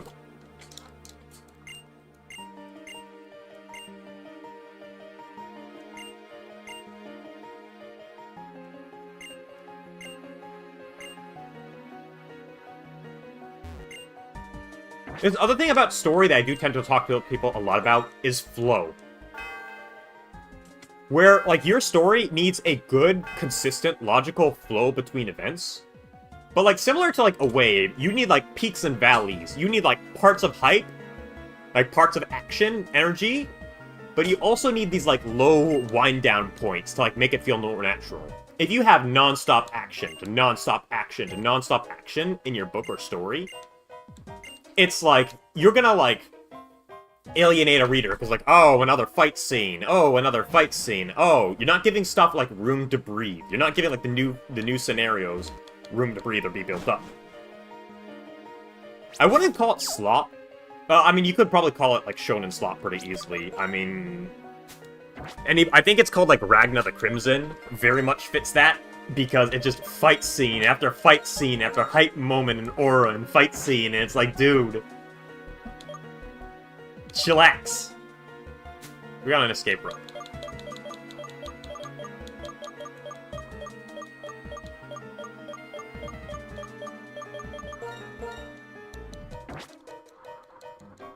You want to have some downtime, just like... some more normal moments to let those, like, more normal moments to, like, not only let your characters breathe, but also let, like, the scenario and, like, what they just encountered breathe as well.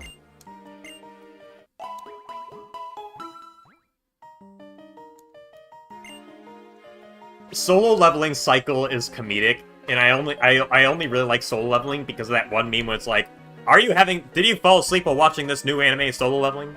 Scientists have gotten together, developed the first anime to cure patients of their insomnia. Upon 5 minutes of watching Solo Leveling, 90% of viewers report having fallen asleep.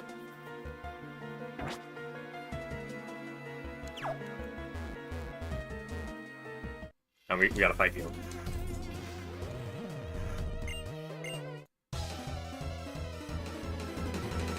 Why I always talk about these low moments is because it's like, you will never relate to, like, say, like, Frodo, like, maybe, like, let me just, like, take Lord of the Rings, for example. You're not gonna relate as much as, like, to Frodo fighting spiders, like, hiding against, like, these demonic entities.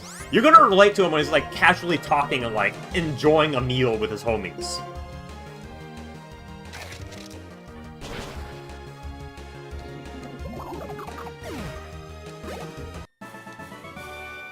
It's in those smaller moments that you can, like, better relate and better develop characters. Which is why I'm, like, all for, like, you should have, like, slower, more realistic moments to let, like, your stories breathe.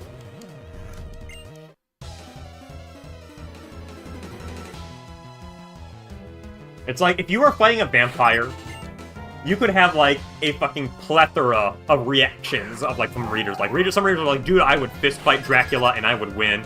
I would run away. I would think about it. But it's like, you're having lunch with your best friend. People are gonna, like, relate to that way more than fist-fighting Dracula, you know?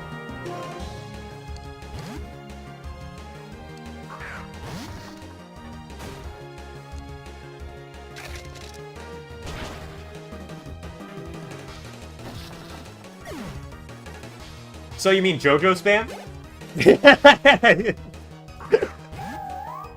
I'm sorry for the Iraqi slander, but... in the case of, like, manga and TV shows, I think that's completely fine, not gonna lie. Because when you come to manga, comics, TV shows, movies, The writing is not what makes up those shows. Those, like, TV and movies especially, are some of multiple creative mediums coming together. And sometimes some parts of the creative medium do more lifting than the other. But if you have, like, if you have, like, a pretty alright story, but you get the basics of writing executed, and then you got a killer soundtrack, you got, like, some shredding guitar going on to, Goku beating the shit out of somebody, or whatever, that's perfectly fine. That's perfectly understandable why people would enjoy it. If I were actually to point to a better example, that would definitely be Dan. Because the story is kind of like, is a little bit out there. It is very formulaic. But the art is what, the art and, like, the smaller, cuter interactions are what seriously carry that manga so much. It is a blast to read, even if it isn't, like, the most well-written piece of fiction. I do definitely think the art is, like, doing 90% of the heavy lifting for that manga, though, at this point, at least, because it's gotten comedically formulaic.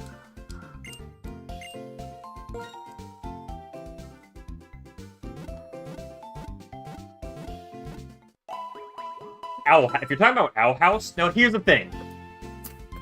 As somebody who's seen it, the Owl House is a very nice transitional kids to adolescent show.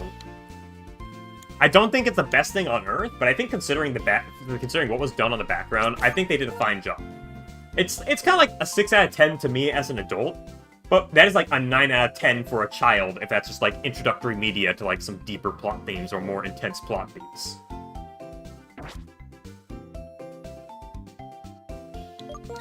Mango. I'm calling it Mango, okay? I think the show should be praised for at least having the balls to, like, being a little bit different from the average kids show. Trying to be a bit more serious, even if it is held victim by, Disney. But, it is not, like, the greatest of the great, in my opinion. I think for what it's trying to do, it succeeds very well and does deserve praise for that. I've had a few younger cousins and siblings who really, really like the show when they're around, like, 10 or 11 and itching for something more, like, mature for them. So, you know, they watch Owl House, they get introduced, and, like, so you can kind of use it as, like, a gateway to, like, better kids show, like, to, like, more mature kids shows, like Atla. God, man. We're never gonna see another show like Avatar: The Last Airbender ever again. But, by God, man. I am happy I was in the generation that was, like, there when it was still a thing and reruns were still happening, you know?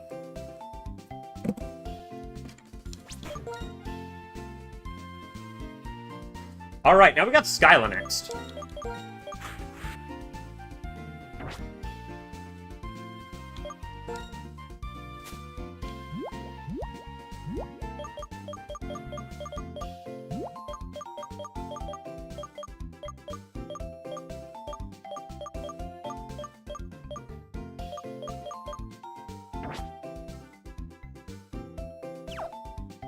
Arcane is so funny. I really don't like Season 2. I love Season 1. I think, like, Season 1 is a legitimate 9 out of 10.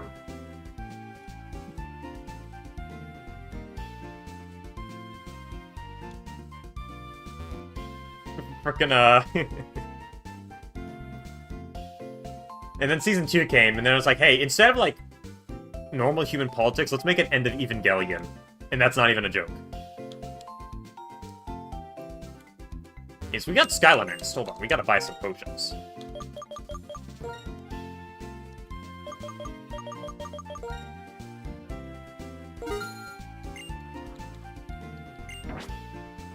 I have no clue about Miraculous Ladybug, and I do not care. I do not like the 3D animation, so I will not be watching it. I saw that the French studio wanted to make it more anime-styled and, like, have actual character to it, and then test audiences said no. Okay, who's ready for the Mountain Dew sweep?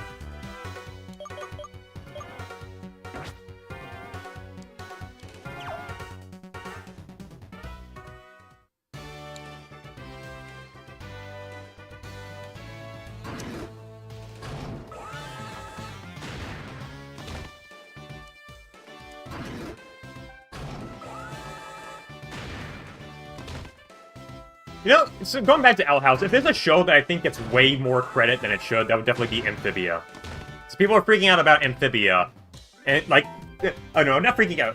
People were, like, posting hype fan cams of Amphibia in relation, like, in response to, like, anime. And it's like, are you kidding me, bro? What's your problem? Amphibia is what I feel like tries and fails to do what Owl House wanted to do. It just does not. It just doesn't match up in the execution. 3D animation do you like? Aijin. But granted, that's because Aijin is super carried by the story and Mr. Sato. It's part 3D CG. G-Quux, the latest Gundam, G-Quux. It's got me hooked. G-Quux has gotten me fucking hooked so hard, man. What other 3D anime has come out? I'm actually gonna Google a quick list. Funnily enough, this is one because, like, I just watched it randomly because it was on, Netflix. It was a 3D DreamWorks show made for Netflix called Troll Hunters. I think legitimately, that show is actually, like, great. It is on the tier of, if I were a dad watching this with my kid, I would be invested too. It's a pretty sweet show. Not gonna lie, it's like great when you see a show where, like, you could watch it as an adult and enjoy it, and your kids would get equal enjoyment out of it. There's, yeah, this is where I'm biased. I will also give a shout-out to, it was, Star Trek. It was like a fucking Star Trek, it's like Cadets, or hold on.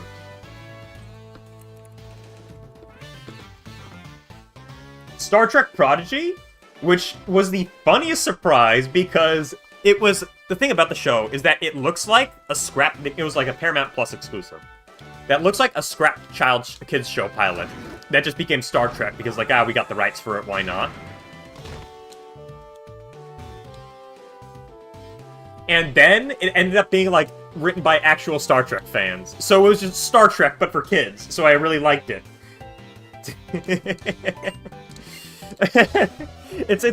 I feel insulted that it's like the best piece of Star Trek media was a children's show, you know? Really funny to watch though. It was a pleasant watch.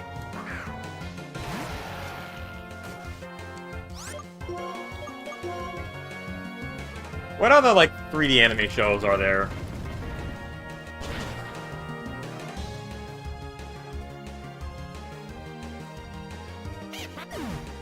Yeah, I wouldn't really know too much about 3D animation, other than it being, like, used in tandem.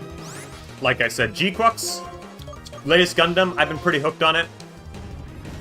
Hey, Zard.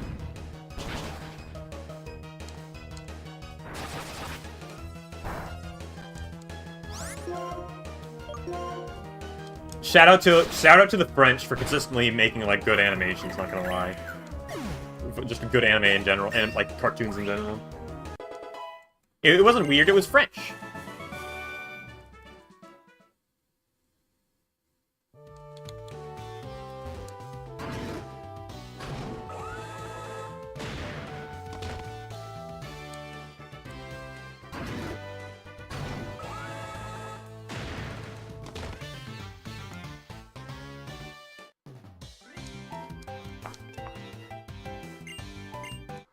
Yeah, I can't really think of many goods that are, like, pure 3D. Because, like, if you're gonna be pure 3D, you have to have, like, a really good studio behind you, like DreamWorks, for example.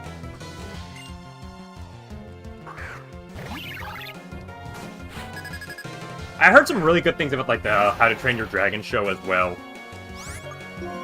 Whenever I watch cartoons, I'm like, okay, I'm gonna watch this from the perspective of a dad. Like, half pay attention and see if it legitimately, like, engages me or not.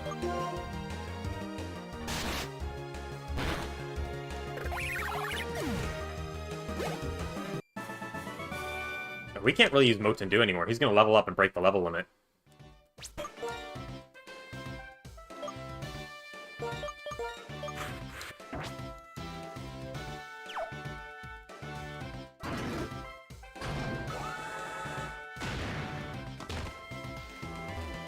right now, like, most 3D, like, really shines when it comes to film.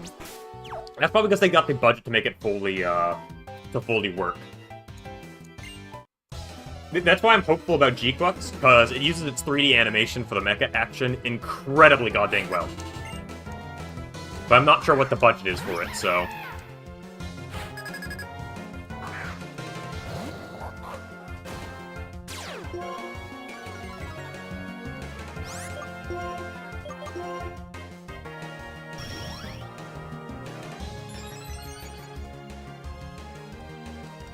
And this, like, and I'm talking about all these different shows, and I think this is the biggest weakness for kids shows nowadays. You can't just turn on Nick, see a really weird show on, and be like, oh my god, this show is awesome. You gotta turn on, like, Paramount Plus or Netflix, scroll through 5 gorillion random movies or shows or live actions or dramas that you have no interest in, and then to get the kids stuff, and then there's limited kids stuff. So why go through all the effort of looking when you can just boot up TikTok and then put on, like, the auto-scroller?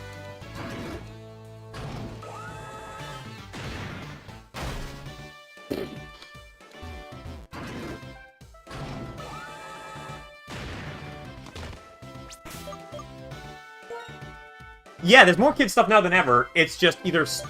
Well, I wouldn't call slop kids stuff. I would call it more, it's like, I'm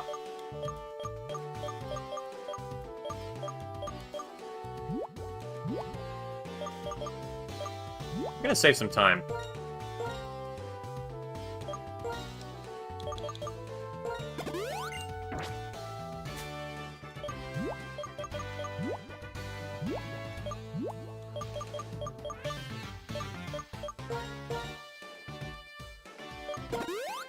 So it's like the new kids stuff is relegated to YouTube Shorts or Disney Plus. And then, for the adolescent stuff, you have, just remakes, remasters, whatever, reboots or whatever, not letting anything new bloom. And then for adults, it's the same thing.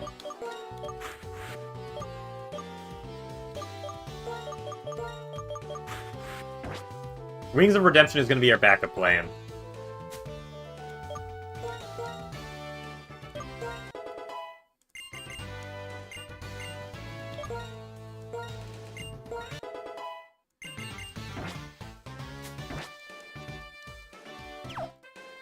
Alright, let's get you, Skyla.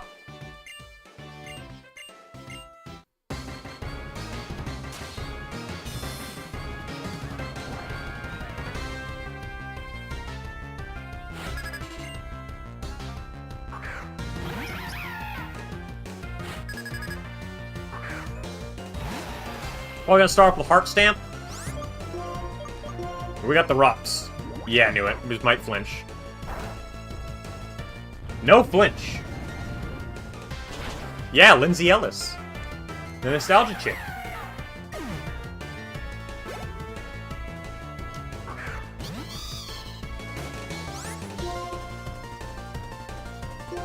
I believe in the power of rocks. Rock! Rock!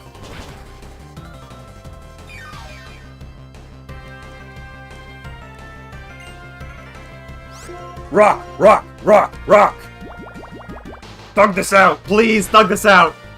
Yes! No! Okay, back up.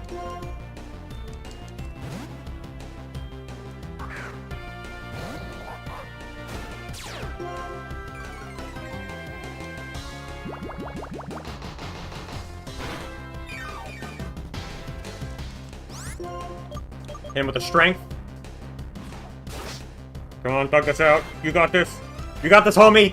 You got this.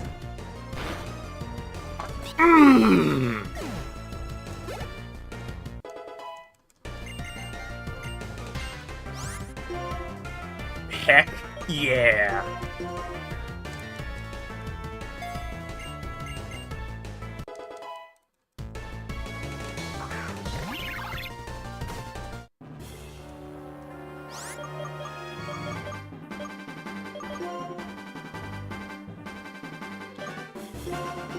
Should be able to swap safely to, Motendu, throw a potion on his butt, and then finish it with a rock slide.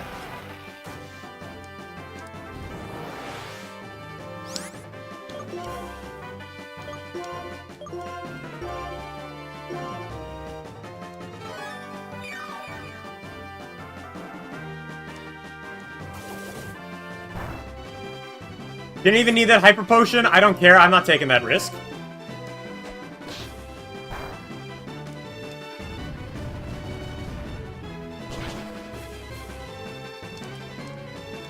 And a crit, bro!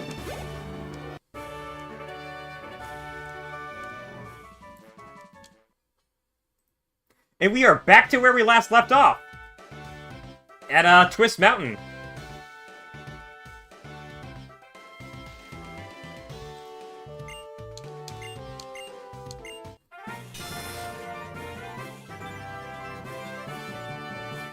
Oh, this.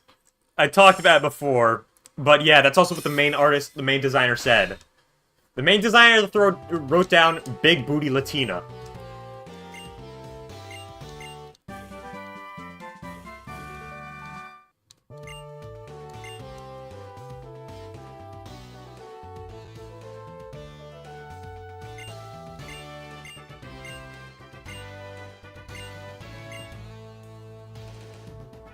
And that was pretty good. We are back to where we last left off at, with a much better roster.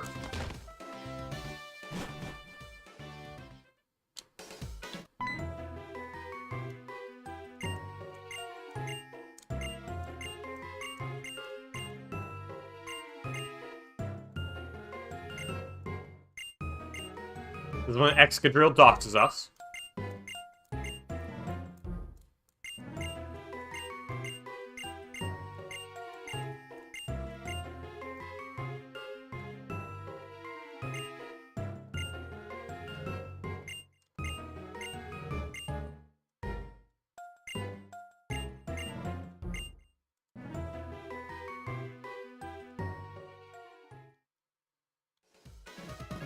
Actually, yeah, I'm thinking, once again, Motendu is gonna sweep just by spamming Metal Claw.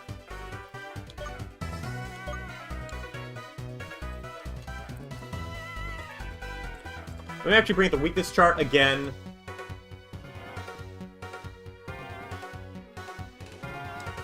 So Ice is weak against Fire, Fighting, Rock, and Steel. Uh-oh! Motendu's gonna go into overtime!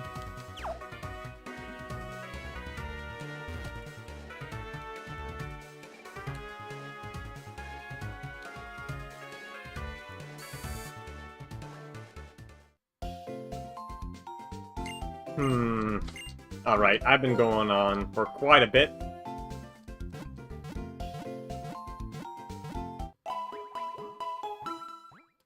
Anyways, yeah. What I'm saying is, you need to find good creators and, like, promote them to your friends and family, which is why you should read my book and share it around right now, or else. Help me so I can, stop working office work and just write full-time. All boils down to money. But that is a solid, very, very solid win we got so far. Hold on. Let me actually, fix up my buffs here. Sunny V2 is now Stoutland.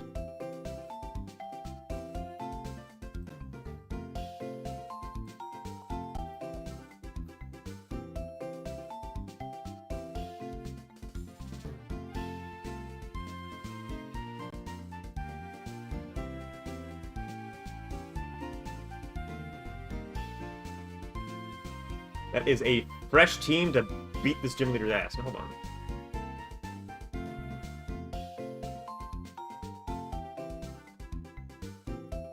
We got Chudra next.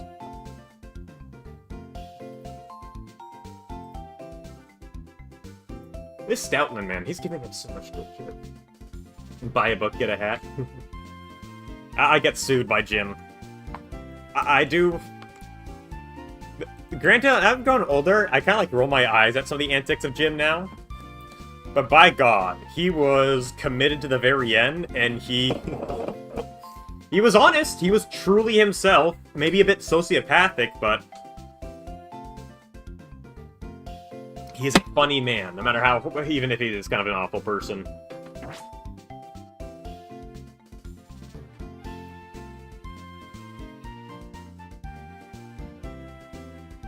Anyways, that is definitely it for stream today. Tomorrow, on Wednesday, we have Chudrin, Twist Mountain, Icarus City. We could probably get, like, a Stunfisk. And then we kill Bryson. And then after we kill Bryson, we go straight into Drayden, which means we get Ferrothorn, which means GG and no re.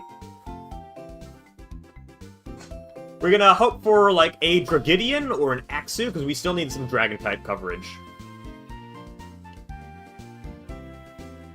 So we either need a Dragidian or an Axu.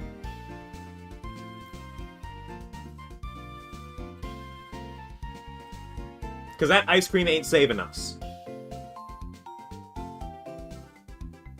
We don't really need to go to Route 17, Route 18, or the P2 laboratory or anything like that. Thankfully. Jim, Mr. Medicare. And I call him a sociopath because... This is my last talk before I end stream. The constant negativity of the internet does like get to you after a while. It makes you cynical. It just makes you more sad and more upset at things, in my opinion. And you need to be like a little bit sociopathic to like mentally disconnect your brain from the ongoings of the internet, so you can just like laugh at all like the sad crap on there, you know? That's my 2 cents. But that's because it's like, you know, it's only natural that like the emotions of like the strong emotions of other people will like slowly bleed over yours. I agree, the internet was probably never meant to be taken seriously, but we cannot convince our brains otherwise. A vast majority of our brains have to be trained to handle the internet.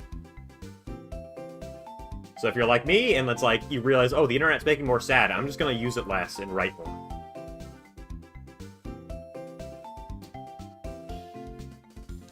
I think my only last thing I'll comment on the internet. Hang on, let me actually just one more. Perfect. The last comment on the internet is like, I always think back to the old internet. And one of the differences is that, like, the old internet was no doubt, like, more toxic, more Wild West, worse.